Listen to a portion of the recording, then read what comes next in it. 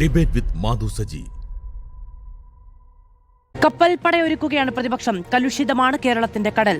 വിഴിഞ്ഞത്തെ ആശ്രയിച്ചുള്ള പോർട്ട് സിറ്റിയായി കേരളത്തെ വികസിപ്പിക്കുമെന്ന ബജറ്റ് പ്രഖ്യാപനത്തിന് പിന്നാലെ തുറമുഖ നടത്തിപ്പ് കമ്പനിയുടെ ഓഹരികൾ സഹസ്ര കോടികൾക്ക് കൈമാറ്റം ചെയ്യാനുള്ള അദാനിയുടെ നീക്കം ഡീലെന്നുറപ്പിക്കുകയാണ് പ്രതിപക്ഷം. കേരളം വിൽപ്പനയ്ക്ക് എന്നതാണ് മുദ്രാവാക്യം. തുറമുഖവുമായി ബന്ധപ്പെട്ട തീരുമാനങ്ങളിലെല്ലാം ഒറ്റ അധികാര കേന്ദ്രമായി മുഖ്യമന്ത്രി മാറിയത് അട്ടിമറിയാണെന്നാണ് ആരോപണം. ദിവ്യ എസ് അയ്യരുടെ സ്ഥലമാറ്റമടക്കം അദാനിക്ക് വേണ്ടിയെന്നും ഇടതുപക്ഷം ഒന്നും അറിഞ്ഞിട്ടില്ല എന്ന് നിയമസഭയിൽ പറഞ്ഞതിന് ശേഷം മുഖ്യമന്ത്രി മിണ്ടിയിട്ടില്ല. പ്രതിപക്ഷത്തിന്റെ ചോദ്യമാണ്, കേരളം വിൽപ്പനയ്ക്കോ?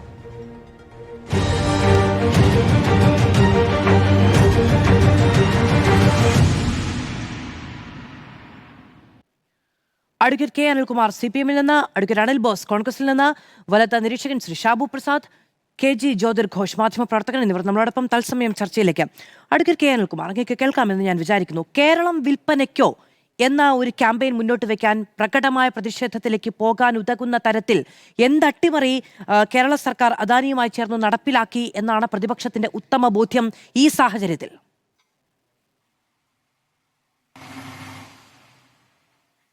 പത്ത് കൊല്ലം നാളിതുവരെ കണ്ടിട്ടില്ലാത്ത പശ്ചാത്തല വികസന സൗകര്യങ്ങളാണ് കേരളത്തിൽ പിണറായി സർക്കാരുകൾ, രണ്ട് സർക്കാരുകൾ മുന്നോട്ട് വച്ചത്. ആ പശ്ചാത്തല സൗകര്യ വികസനത്തിന് ഒരു കോർപ്പറേറ്റ് മുതലാളിയെയും ആശ്രയിച്ചില്ല. 2015 അദാനിയെ ബഹുമാനപ്പെട്ട ഉമ്മൻചാണ്ടി കരാറിലൂടെ കേരളത്തിൽ എത്തിച്ചു എന്നുള്ളതല്ലാതെ അതിനുശേഷം കോർപ്പറേറ്റുകൾക്കെതിരായ കർശനമായ പ്രതിരോധം കേരളം ഉയർത്തിയിട്ടുണ്ട്. നമുക്കെല്ലാം അറിയാവുന്ന പോലെ തിരുവനന്തപുരം വിമാനത്താവളം വിൽക്കുന്നതിന് കേന്ദ്ര സർക്കാർ നടപടി സ്വീകരിച്ചപ്പോൾ കേരളം അതിൻ്റെ ടെൻഡറിൽ പങ്കെടുത്തത് വരെ നാം ഓർക്കണം. അദാനിക്കാണ് ഇപ്പോൾ അത് കരാർ ഏറ്റെടുത്തിപ്പോൾ അദാനിയെ ജയിച്ചു. അത് പക്ഷെ കേരളം പൊരുതി. അതിനുശേഷമാണ് സംസ്ഥാന സർക്കാരുകൾ ഇങ്ങനെ വിമാനത്താവളങ്ങൾ വിൽക്കുമ്പോൾ കരാർ വെക്കരുത് എന്നൊരു തീരുമാനം കേന്ദ്രം എടുത്തത്. അപ്പോൾ സംസ്ഥാന സർക്കാരുകളെ അദാനിയോട് മത്സരിക്കാൻ പ്രാപ്തമല്ലാതാക്കുക, ഇതാണ് കേന്ദ്ര നയം. ഈ നയത്തിനനുസരിച്ചാണ് കിബി എന്ന സംവിധാനത്തെ തകർക്കാൻ പ്രതിപക്ഷത്തിരുന്നപ്പോൾ VD സതീശനും മോദിയും ഒരുമിച്ച് പ്രവർത്തിച്ചത്. കേന്ദ്രം എന്ത് നിലപാടെടുക്കുന്നോ അതേ നിലപാടായിരുന്നു കേരളത്തിലെ പ്രതിപക്ഷത്തിന്. തെരഞ്ഞെടുപ്പ് ജയിച്ചപ്പോൾ കിബിയെ തകർക്കാൻ BJPയും സതീശനും ഇപ്പോൾ ഒരുമിച്ചിരിക്കുകയാണ്. അപ്പോൾ കിബി ഇല്ലെങ്കിൽ പിന്നെ കേരളത്തിൻ്റെ വൻകിട പദ്ധതികൾക്ക് ആര് പണം മുടക്കും? അദാനി മുടക്കും. വേറെ ഗതിയില്ല. വികസനം വേണോ അദാനി വേണം, വികസനം വേണോ കോർപ്പറേറ്റ് വേണം. ഇതാണ് ധവളപത്രം, ഇതാണ് ബഡ്ജറ്റ്. അതവിടെ നിൽക്കട്ടെ. ഇനിയിപ്പോൾ ഇവിടെ ഉണ്ടായ കാര്യം എന്താണ്? ഇവിടെ ഈ തുറമുഖത്തെ ഈ നിലവാരത്തിലേക്ക് ഉയർത്തിയതിൽ UDFന് ഒരു പങ്കുമില്ല. കാരണം 2015 ഉമ്മൻചാണ്ടി കല്ലിട്ടടുത്ത് ഒരു പുല്ല് മുളച്ചിട്ടല്ല അവർ അധികാരം ഒഴിഞ്ഞത്. ഒരു വെള്ളി രൂപ ഉമ്മൻചാണ്ടി സർക്കാരിൻ്റെ കാലത്ത് അതിന് മുടക്കിയില്ല. ഏതാണ്ട് 4500-600 കോടി രൂപ കേരളമാണ് മുടക്കിയത്. ഇപ്പോൾ ഏതാണ്ട് 6600 കോടി രൂപ അതിന് മുടക്കേണ്ടി വന്നിട്ടുണ്ട്. അദാനി മുടക്കിയത് 2500 കോടിയേ ഉള്ളൂ. 10 കൊല്ലം സതീശൻ്റെ വിമോചന സമരത്തെ മറികടന്ന്, സുധാകരൻ്റെ വിമോചന സമരത്തെ മറികടന്ന്, പച്ചയ്ക്ക് കത്തിക്കാൻ വേണ്ടി പിണറായി വിജയനെതിരായി കൊലവിളി നടത്തിയവരെ മറികടന്ന്, പോലീസ് സ്റ്റേഷൻ ആക്രമിച്ചവരെ മറികടന്ന് അത് സാധ്യമാക്കി പിണറായി. അസാധ്യമായത് സാധ്യമാക്കി. അതുകൊണ്ട് വിഴിഞ്ഞത്തെ സംബന്ധിച്ച് ഒരു നിലപാട് സ്വീകരിക്കുമ്പോൾ എല്ലാ പാർട്ടികളുടെ അഭിപ്രായം തേടാൻ ഇന്നത്തെ സർക്കാരിന് ബാധ്യതയുണ്ട്. അല്ലാതെ സർക്കാർ ഒരു നിലപാട് സ്വീകരിക്കുമ്പോഴല്ലേ ഞാൻ ചോദിക്കുന്നത്, ഈ MSCയുമായിട്ടുള്ള കരാറുമായി ബന്ധപ്പെട്ട് അദാനി നടത്തിയ നീക്കം കേരളത്തെ വിൽപ്പനയ്ക്ക് സർക്കാർ വെച്ചതുകൊണ്ടാണ് എന്നത് പറയാൻ വളരെ ഡയറക്റ്റായി എന്താണ് പ്രതിപക്ഷത്തിന്റെ കയ്യിലുള്ളത് എന്നുള്ളതാണ്. അതെ, കൃത്യമായ തെളിവ് പറയാം. ഒന്നാമത്തെ തെളിവ് എന്താണ്? ഒന്നാമത്തെ തെളിവ്, നിലവിൽ അവിടെ ഒരു സെക്രട്ടറി പ്രവർത്തിച്ചിരുന്നു. അത് നമുക്കെല്ലാം അറിയാവുന്നതുപോലെ ആദരണീയനായ ശ്രീ G. കാർത്തികേയൻ്റെ കുടുംബത്തിലെത്തിയ ഒരു മാന്യ വനിതയാണ്. അവരെ ഇടതുപക്ഷ പശ്ചാത്തലമൊന്നുമില്ല. പിണറായി വിജയൻ ഒളിക്കാനൊന്നുമില്ല. ഉണ്ടെങ്കിൽ തുറമുഖ വകുപ്പിൻ്റെ സെക്രട്ടറിയായിട്ട് അവരുണ്ടാവില്ലല്ലോ. ദിവ്യ എസ് അയ്യർ അവരെ പൊടുന്നനെ മാറ്റി. എന്തിനു മാറ്റി? ഇതുവരെ വ്യക്തമായിട്ടില്ല. രണ്ടാമത്തെ പ്രധാനപ്പെട്ട കാര്യം എന്താണ്? ഇങ്ങനൊരു കാര്യം VD സതീശൻ അറിഞ്ഞിട്ടേ ഇല്ല, പാവം. പക്ഷെ പ്രശ്നം എന്താണ്? ഇത് പത്രത്തിൽ വന്നു. സ്വാഭാവികമായും ക്ഷോഭത്തോടുകൂടി VD സതീശൻ പറയണം. എന്ത് പറയണം? ഇങ്ങനൊരു കാര്യം വന്നു, ഞാൻ പത്രത്തിൽ വായിച്ചു, അദാനിയുടെ ഈ പരിപാടിയൊന്നും കേരളത്തിൽ നടക്കൂല.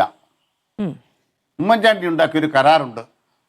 അതിൽ 5(3) വകുപ്പ് പ്രകാരം മുൻകൂർ അനുമതിയില്ലാതെ നിങ്ങൾ സെബിയെ സമീപിച്ചത് തെറ്റ്. അതുകൊണ്ട് സർക്കാരിന്റെ നയം നിയമസഭയിൽ ഞാൻ പറയുന്നു.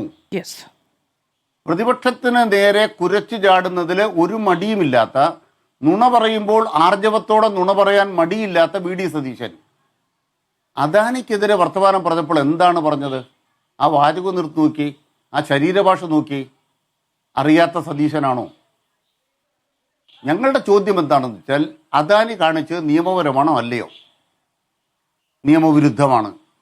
അപ്പോൾ കേരള സർക്കാർ എന്ത് ചെയ്യണം? നിയമസഭാ സമ്മേളനത്തിലാണ് പ്രതിപക്ഷ നേതാവ് വിഷയം ഉന്നയിക്കുന്നത്. അപ്പോൾ ബഹുമാനപ്പെട്ട മുഖ്യമന്ത്രിക്ക് ആ സഭയിൽ തന്നെ മറുപടി പറയാം, ഇതാ നമ്മുടെ സഭയുടെ കൺസെൻസസ് ഇതാണ്.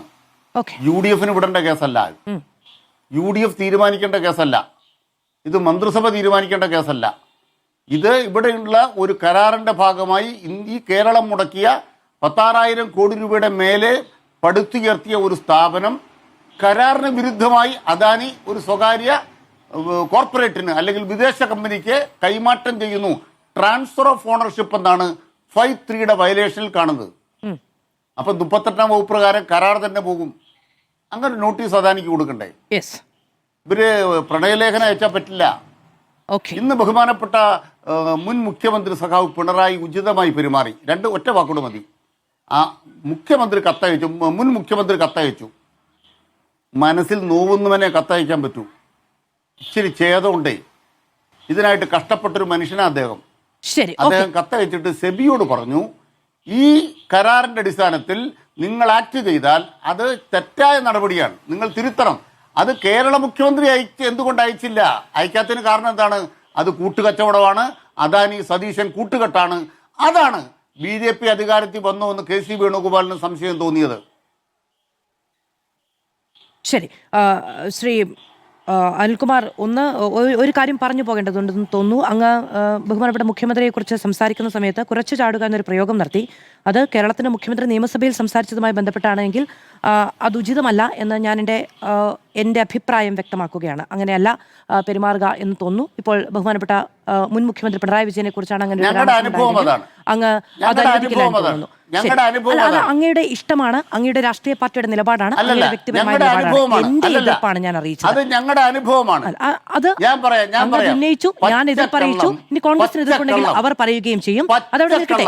ഒരു ചർച്ച നയിക്കുമ്പോൾ സഭാമര്യാദകളുടെ ലംഘനം ഉണ്ടായെന്ന് തോന്നിയാൽ പറയാൻ ഉത്തരവാദിത്വം നിക്ഷിപ്തമായതുകൊണ്ടാണ് ഞാൻ പറഞ്ഞത്. അങ്ങയുടെ നിലപാട് പറയാൻ, അങ്ങയുടെ ബോധ്യം പറയാൻ, അങ്ങയുടെ പാർട്ടിയുടെ നിലപാടും നിലവാരവും എല്ലാം പറയാൻ അങ്ങേക്ക് അവകാശമുണ്ട്. ശരി, ആ ബോധ്യത്തിൽ ഉറച്ചു നിന്നോളൂ. ശരി, അഡ്വക്കേറ്റ് അനിൽ ബോസ് 2 കാര്യങ്ങൾ ചൂണ്ടിക്കാണിച്ചുകൊണ്ടാണ്. ഒന്ന്, ദിവ്യ എസ് അയ്യരെ അധികാരത്തിൽ വന്ന് നിന്ന നിൽപ്പിൽ മാറ്റിയ പശ്ചാത്തലമുണ്ട്. അത് ചില കാര്യങ്ങൾ മറയ്ക്കാനുള്ളത് കൊണ്ടാണ്, ഒളിക്കാനുള്ളത് കൊണ്ടാണ് എന്ന് ആരോപണം ഉന്നയിക്കുന്നുണ്ട് പ്രതിപക്ഷം. അതിൽ ഇന്നിപ്പോൾ KK രാഗേഷിൻ്റെയൊക്കെ പ്രതികരണം ഫേസ്ബുക്കിൽ വന്നു. തന്ത്രപരമായ തീരുമാനങ്ങൾ എടുക്കുന്നതിൽ കരാർ ലംഘനവുമായി ബന്ധപ്പെട്ട് ഇടപാടുകൾ ഉണ്ടാകുന്നുണ്ടെങ്കിൽ ജാഗ്രത കാണിച്ചൊരു ഉദ്യോഗസ്ഥയെ അവിടെ നിന്ന് മാറ്റാനുള്ള തിടുക്കം അദാനിക്ക് വേണ്ടിയായിരുന്നു എന്നൊരു ആരോപണം വളരെ ഡയറക്റ്റായിട്ട് ഉന്നയിക്കുന്നു. രണ്ടാമത്തെ കാര്യം, V.D. സതീശൻ അദാനിയെ വിമർശിച്ചിട്ടില്ല എന്നതാണ്. ഈ നിമിഷവും വിമർശിച്ചിട്ടില്ല. ഞങ്ങൾ അറിഞ്ഞില്ല, പത്രം വായിച്ചാണ് അറിഞ്ഞത് എന്ന് പറഞ്ഞാൽ പോരാ. അങ്ങനെയുണ്ടെങ്കിൽ അത് നടക്കില്ല എന്നെന്തുകൊണ്ടാണ് കേരളത്തിന്റെ മുഖ്യമന്ത്രിക്ക് നിയമസഭയിൽ പറയാൻ കഴിയാതെ പോയത് എന്നും ചോദിക്കുന്നു പ്രതിപക്ഷം.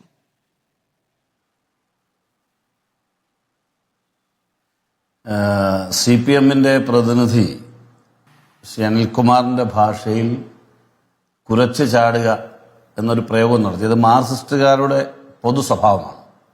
അത് കേരളത്തിന്റെ മുഖ്യമന്ത്രിയുടെ സ്വഭാവമാണ് എന്ന് പറഞ്ഞാൽ കേരളത്തിലെ രാഷ്ട്രീയ എതിരാളികളിൽ പെട്ട വോട്ടർമാർ പോലും അത് അംഗീകരിക്കില്ല. കാരണം വളരെ കാമ്പുള്ള, വളരെ കൃത്യമായ വിഷയങ്ങൾ പഠിച്ച് അപഗ്രഥിച്ച് സഭയെയും പൊതുസമൂഹത്തെയും ബോധ്യപ്പെടുത്തുന്നതിൽ ഇന്ന് കേരള നിയമസഭയിലുള്ളതിൽ ഏറ്റവും നല്ല കമ്മ്യൂണിക്കേറ്ററും ഡിബേറ്ററും സ്പീക്കറുമാണ് ശ്രീ V.D. സതീശൻ. അതുകൊണ്ട് ഈ ബാലിശമായ ആരോപണങ്ങൾ ഉന്നയിച്ച് കടന്നു പോകുന്നതിൽ അർത്ഥമില്ല.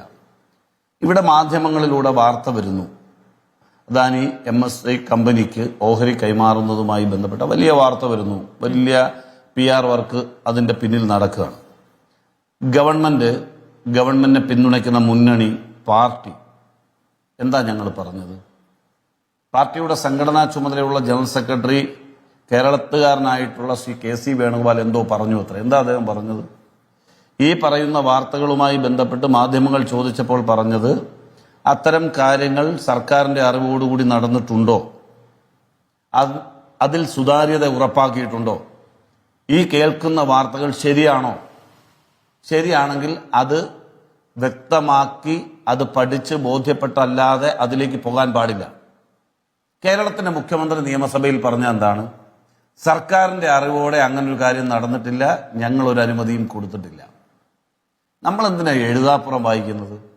ഇവിടെ CPM പ്രതിനിധി, മിനിമം പ്രതിപക്ഷ നേതാവ് പിണറായി വിജയന്റെ നിയമസഭയിലെ പ്രസംഗം ഒന്ന് കേൾക്കുക.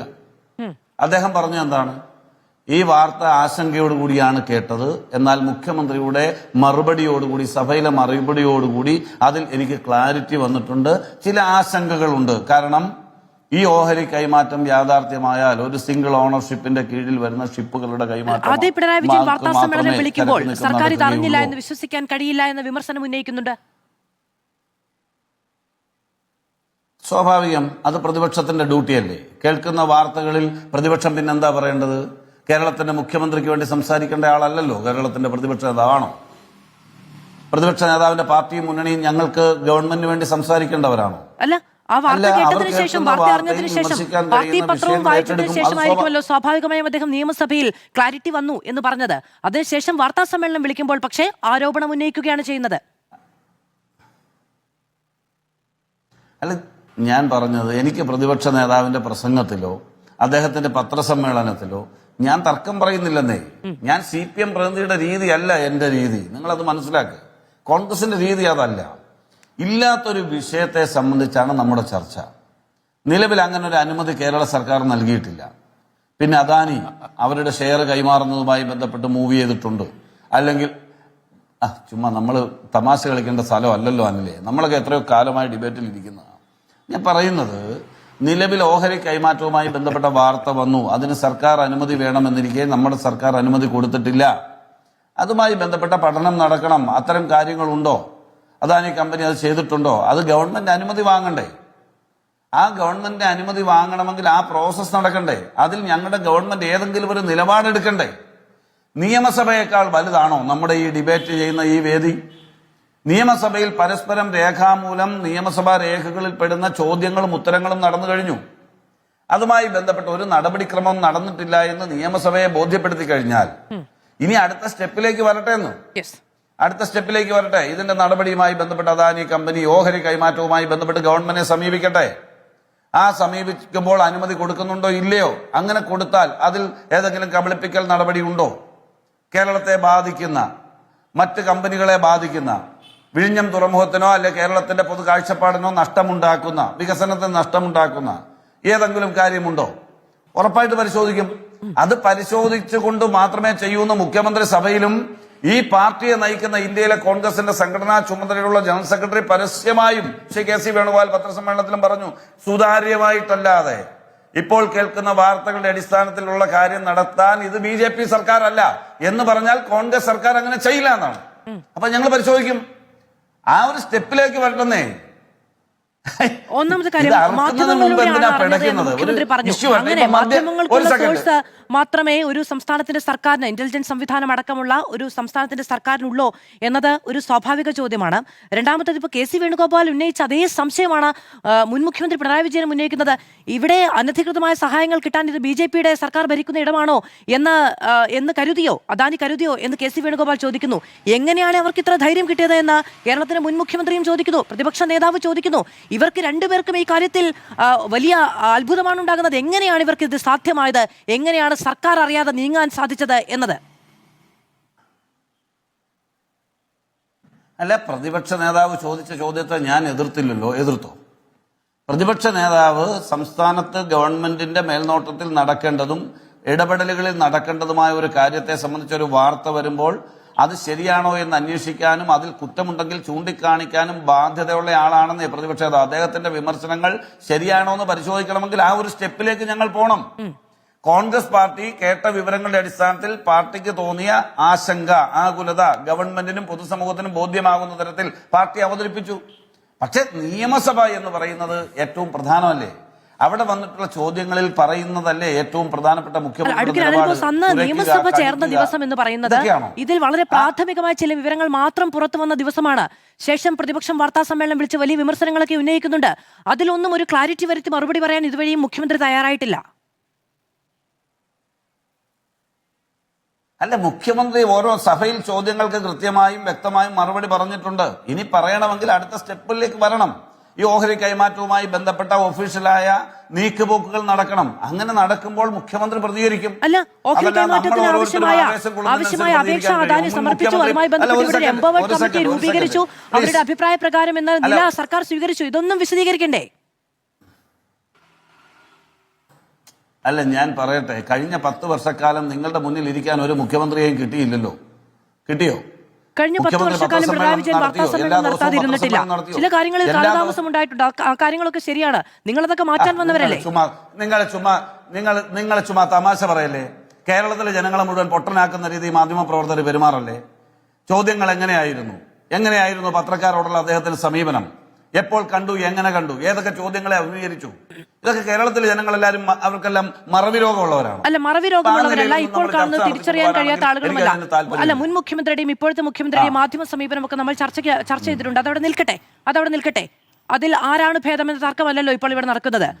അദ്ദേഹം ഇതുവരെയും പ്രതികരിച്ചിട്ടില്ല. ശരി, പിണറായി വിജയൻ വാർത്താ മാധ്യമങ്ങളെ കൈകാര്യം ചെയ്ത രീതി മോശമായിരുന്നു. മോശപ്പെട്ടവരല്ലാത്തവർ വരട്ടെ എന്നേ, മാധ്യമങ്ങളോട് സംസാരിക്കട്ടെ എന്നേ. മാധ്യമങ്ങളോട് സംസാരിച്ചിട്ടുണ്ടല്ലോ. അദ്ദേഹം ഇതിനു മുമ്പ് വേറൊരു വിഷയവുമായി ബന്ധപ്പെട്ട് പത്രക്കാരെ കാണുന്നില്ല എന്ന് പറഞ്ഞ് വലിയ ബഹളങ്ങളായിരുന്നല്ലോ. അദ്ദേഹം പത്രക്കാരെ കണ്ടില്ലേ? പത്രസമ്മേളനം നടത്തിയില്ലേ? അദ്ദേഹം ചോദിച്ച ചോദ്യങ്ങൾക്കെല്ലാം 1 by 1 ആയിട്ട് മറുപടി പറഞ്ഞില്ലേ? അദ്ദേഹത്തിന് അറിയാം കൃത്യമായി കേരളത്തിന്റെ പൊതുസമൂഹത്തെ ബോധ്യപ്പെടുത്തണമെങ്കിൽ മാധ്യമങ്ങളോട് സംസാരിക്കണമെന്നും അതിന് സമയക്രമം വിഷയങ്ങളാണ്. അദ്ദേഹം ക്യാബിനറ്റ് യോഗത്തിന് ശേഷമാണ് മാധ്യമങ്ങളെ കണ്ടത്. അപ്പോൾ അദ്ദേഹം ആ കാര്യത്തിലേക്ക് വളരെ ഡീറ്റെയിൽ ആയി പോയിട്ടില്ല. അതിലൊരു തീരുമാനവും എടുത്തിട്ടില്ല. ഇപ്പോഴും ആ കാര്യത്തിൽ യാതൊരു തീരുമാനവും വിട്ടതേയുള്ളൂ. ആ കാര്യത്തിൽ ഇതുവരെ തീരുമാനം എടുക്കാതെ തന്നെയാണ് ബജറ്റിന്റെ ഭാഗമായി അങ്ങ് പറഞ്ഞ വിവാദ വിഷയം വരികയും ചെയ്തത്. അല്ല, ഞാൻ പറയുന്നത് നിങ്ങൾ കാണേണ്ടത് മുഖ്യമന്ത്രി എന്നുള്ള നിലയിൽ സഭയ്ക്കകത്തും പുറത്തും ക്യാബിനറ്റ് കൂടിയിട്ടോ അദ്ദേഹത്തെ ജയിപ്പിച്ച പാർട്ടിയും മുന്നണിയും ആലോചിച്ചിട്ടോ പറയേണ്ട വിഷയങ്ങൾ അങ്ങനെ തന്നെ പറയും. അത് ചിലപ്പോൾ ദിവസങ്ങൾ എടുത്തെന്നിരിക്കും. അതൊക്കെ സ്വാഭാവികമല്ലേ? ഇവിടെ പ്രശ്നം എന്താ? ഇവിടെ പ്രശ്നം ഈ ഓഹരി കൈമാറ്റത്തിന് വേണ്ട അനുമതി കേരള സർക്കാർ കൊടുത്തിട്ടുണ്ടോ ഇല്ലയോ? ചോദ്യമുള്ളൂ. ഞാനും മാധുവുമായി ഇരുന്ന ചർച്ചയിൽ എത്രയോ പ്രാവശ്യം മാധു എന്നോട് തർക്കിച്ചു. മദ്യനയവുമായി ബന്ധപ്പെട്ടാണെങ്കിലും PMCയുമായി ബന്ധപ്പെട്ടാണെങ്കിലും അവിടെ എല്ലാം ഞങ്ങളെടുത്ത ക്ലിയർ പൊസിഷനാണ്. കേരളത്തിലെ ഗവൺമെന്റിന് ഇല്ലാത്തൊരു നയത്തിന്റെ പേരിൽ ഒരു ഗവൺമെന്റിന്റെ കാര്യങ്ങൾ പറഞ്ഞ് ഞങ്ങൾ ഇവിടെ മദ്യത്തിൽ മുക്കിക്കൊല്ലാൻ പോവാണ് എന്ന് പറഞ്ഞ് ബഹളം വെക്കുകയാണ്. 29 വാഹനം 900 ആക്കിയവരും നാട് മുഴുവൻ ബിവറേജസ് ഔട്ട്ലെറ്റുകൾ കൊടുത്തവരും ഈ ലഹരി വേട്ട നിങ്ങൾ കാണുന്നില്ലേ? തൂഫാൻ പ്രോഗ്രാം നിങ്ങൾ കാണുന്നില്ലേ? അപ്പൊ ഈ ശേഷം ഒരു ഭരണാനുമതിക്ക് ശേഷമേ നടപ്പിലാക്കിയുള്ളൂ എന്നൊരു തീരുമാനം എടുക്കുകയില്ലായിരുന്നു എന്നുള്ളതാണ്. ആ തർക്കങ്ങളൊക്കെ തന്നെയാണ് ഈ പറയുന്ന തീരുമാനങ്ങളിൽ നിന്ന് പിന്നോട്ട് പോകാനുള്ള കാരണമായിരുന്നു. ഇതൊക്കെ 2 സബ്ജക്റ്റ് ആണെന്ന്. രണ്ട് സബ്ജക്റ്റ് അങ്ങാണിപ്പോൾ രണ്ടാമത്തെ സബ്ജക്ട് ഉന്നയിച്ചത്. ഈ കാര്യവുമായി ബന്ധപ്പെട്ട് വലിയ ആരോപണങ്ങൾ പ്രതിപക്ഷം ഉന്നയിച്ചിട്ട് ഇതുവരെയും മാധ്യമങ്ങളെ കണ്ടില്ല. ഒരു വാർത്താ സമ്മേളനം വിളിച്ചിട്ട് അതിൽ നിന്ന് പിന്നാക്കം പോവുകയുമാണ് ചെയ്തത്. ചാനലിൽ എത്രയോ പ്രാവശ്യം ചർച്ചയിലിരിക്കുന്ന ആളാ. ഇത് കേൾക്കും മാധു. ഞാൻ നിങ്ങളുടെ ചർച്ചയിൽ ഈ ചാനലിൽ വരാൻ തുടങ്ങിയിട്ട് എത്ര കാലമായി? മാധുവിനല്ലാതെ വേറെ ആർക്കെങ്കിലും ഇത്രയും വെപ്രാളവും പരിവേഷവും ഉണ്ടോ? ഞങ്ങൾക്ക് സംസാരിക്കുമ്പോൾ ആളുകൾക്ക് കേൾക്കാനായിട്ടുള്ള സൗമനസ്യം എന്താ? ഒരപേക്ഷയായിട്ട് എടുക്ക്. ഒരു വിഷയം പറയുമ്പോൾ എന്തിനാ ഇത്രയും ഇടങ്കോലിട്ട് ഇടയിൽ കയറി ബഹളം വെക്കുന്നത്? ആളുകൾ കേൾക്കട്ടെ എന്ന് ഞാൻ പറയുന്നത്. ഞങ്ങൾ പറയുന്നത് തെറ്റുണ്ടെന്ന് നിങ്ങൾ വിമർശിച്ചോ? ഞങ്ങളുടെ പോളിസികളെ, ഞങ്ങളുടെ നേതാക്കളെ, ഞങ്ങളുടെ സമീപനങ്ങളെ നിങ്ങൾ ആക്ഷേപിച്ചോ, വിമർശിച്ചോ, തിരുത്താൻ ശ്രമിച്ചോ? ഞങ്ങൾക്ക് പരാതിയില്ല. ഞങ്ങൾ പോസിറ്റീവായിട്ട് അതിനെ എടുക്കുന്നതേ. ഇവിടെ നമ്മൾ പറയുന്നതിന് ഇടയ്ക്കിടയ്ക്ക് കയറി എല്ലാ നിമിഷങ്ങളിലും ഇടപെട്ട് അങ്ങനെ അസ്വസ്ഥമാക്കിയാൽ എങ്ങനെയാ ശരിയാകുന്നത്? അത് ശരിയല്ലല്ലോ. അപ്പൊ ഞാൻ പറയുന്നത്, നിലവിൽ ഇപ്പോൾ കേരള സർക്കാർ ഈ ഓഹരി കൈമാറ്റവുമായി ബന്ധപ്പെട്ട MSC കമ്പനിക്ക് അദാനി കൈമാറിയുമായി ബന്ധപ്പെട്ട് ഞങ്ങൾ ഒരു അനുമതിയും കൊടുത്തിട്ടില്ല. ഇതുമായി ബന്ധപ്പെട്ട പരിശോധനകൾ നടക്കും. സുതാര്യമായ പ്രോസസ് ഉണ്ടാവും. കേരളത്തെയും നിയമസഭയെയും കേരളത്തിലെ പൊതുസമൂഹത്തെയും ബോധ്യപ്പെടുത്തേണ്ട കാര്യങ്ങളിൽ കൃത്യമായ നിലപാടുണ്ടാവും. ആശങ്കയുണ്ടെങ്കിൽ UDF പരിശോധിക്കും എന്ന് പറയണ്ടേ? ഞങ്ങളല്ലേ, UDF അല്ലേ ഈ ഗവൺമെന്റ്? കോൺഗ്രസ് പാർട്ടി പരിശോധിക്കുമെന്ന് പറയണ്ടേ? ഞങ്ങളുടെ പാർട്ടിയല്ലേ നയിക്കുന്നത് ഈ ഗവൺമെന്റിനെ? അപ്പൊ ഞങ്ങൾ പരിശോധിക്കും. ജനങ്ങൾക്ക് മോശം വരുന്നതോ നാടിന് നഷ്ടം വരുന്നതോ ആയിട്ടുള്ള ഒരു കാര്യത്തിനും ഞങ്ങൾ കൂട്ടുനിൽക്കില്ല. ക്ലിയർ കട്ടാണ് ഞങ്ങളുടെ തീരുമാനം. ശരി, അല്ല ഇത് ഒരു രാഷ്ട്രീയ തീരുമാനമല്ല. ഒന്നാമത്തെ കാര്യം UDF പരിശോധിച്ച് തീരുമാനമെടുക്കാൻ ഇക്കാര്യത്തിൽ ഒരു നിയമോപദേശം തേടിയിട്ടില്ല ഇതുവരെയും. ഇതൊരു കരാർ ലംഘനമാണ്. അതുമായി ബന്ധപ്പെട്ട ഒരു നിയമോപദേശം തേടിയിട്ടില്ല. നിയമമന്ത്രി കൂടിയായ മുഖ്യമന്ത്രി ഇതുവരെ മറുപടി പറഞ്ഞിട്ടില്ല. മുഖ്യമന്ത്രി വാർത്താ സമ്മേളനം നടത്താൻ താമസിക്കുന്നു എന്ന് പറയുന്നു. നിയമമന്ത്രിക്ക് വാർത്താ സമ്മേളനം നടത്താം, തുറമുഖമന്ത്രിക്ക് വാർത്താ സമ്മേളനം നടത്താം. ഇതെല്ലാം ഒരാളാണ് എങ്കിൽ ഈ പറയുന്ന കാര്യങ്ങളുമായി ബന്ധപ്പെട്ടൊക്കെ കൃത്യത വരുത്തണം. ചോദ്യങ്ങൾ ചോദിക്കുമ്പോൾ ഇടപെടുന്നു, ബുദ്ധിമുട്ടിക്കുന്നു തുടങ്ങിയ കാര്യങ്ങൾ പറഞ്ഞിട്ട് കാര്യമില്ല. അങ്ങാണ് ഈ വിഷയം, ഈ പറയുന്ന മദ്യവുമായി ബന്ധപ്പെട്ട വിഷയം ഈ ചർച്ചയിലേക്ക് വലിച്ചിട്ടതാരാണ്? അങ്ങാണ്. അങ്ങനെ വ്യത്യസ്ത വിഷയങ്ങളിലേക്ക് പോകുമ്പോൾ ആ കാര്യത്തിൽ ചോദിക്കാൻ പാടില്ല എന്ന് പറഞ്ഞുകൊണ്ടൊന്നും കാര്യമില്ല. ഞങ്ങളുടെ മുന്നണിക്കും ഞങ്ങളുടെ ഗവൺമെന്റിന് എന്തൊക്കെ ചെയ്യണം, അതിൽ പോരായ്മ ഉണ്ടെങ്കിൽ ഞങ്ങളാണ് റെസ്പോൺസിബിൾ. ഇത് നിങ്ങളുടെ നയപരമായ തീരുമാനമല്ല, പ്രാഥമികമായി അത് മനസ്സിലാക്കൂ. വിഴിഞ്ഞം പോർട്ടുമായി ബന്ധപ്പെട്ടുണ്ടാകുന്ന കാര്യങ്ങൾ UDFന്റെ നയപരമായ കാര്യമല്ല, ഇത് നിയമപരമായ കാര്യമാണ്. സർക്കാരും അദാനി പ്രൈവറ്റ് ലിമിറ്റഡുമാണ് ഇതിന്റെ പങ്കാളികൾ, UDF അല്ല. ഇത് നിയമപരമായ കാര്യമാണ്. നിങ്ങൾക്ക് നയപരമായി എടുക്കാൻ കഴിയുന്ന തീരുമാനമല്ല ഇത്.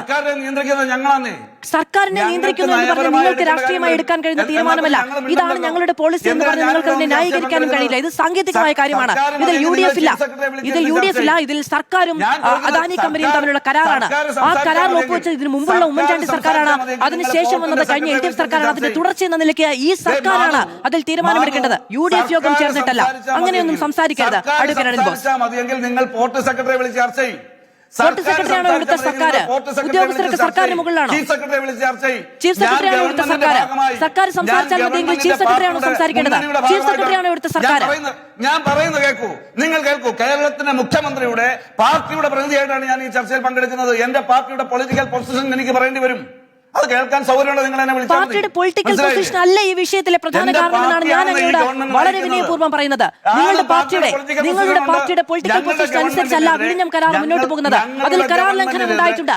ഈ കരാറിൽ വളരെ കൃത്യമായി പറയുന്നുണ്ട്, വയലേഷൻ ഉണ്ടായിട്ടുണ്ടെങ്കിൽ കരാർ റദ്ദാക്കാൻ പോലും സർക്കാരിന് കഴിയുമെന്ന്. കമാൻഡർ അക്ഷരം വേണ്ടിയിട്ടില്ല, ഒരു നിയമോപദേശം തേടിയിട്ടില്ല, ഒരു എതിർപ്പ് അറിയിച്ചിട്ടില്ല. അതൃപ്തി, അതിനാണ് നേരത്തെ പ്രണയലേഖനം നടത്തി അനിൽകുമാർ പരിഹസിച്ചത്.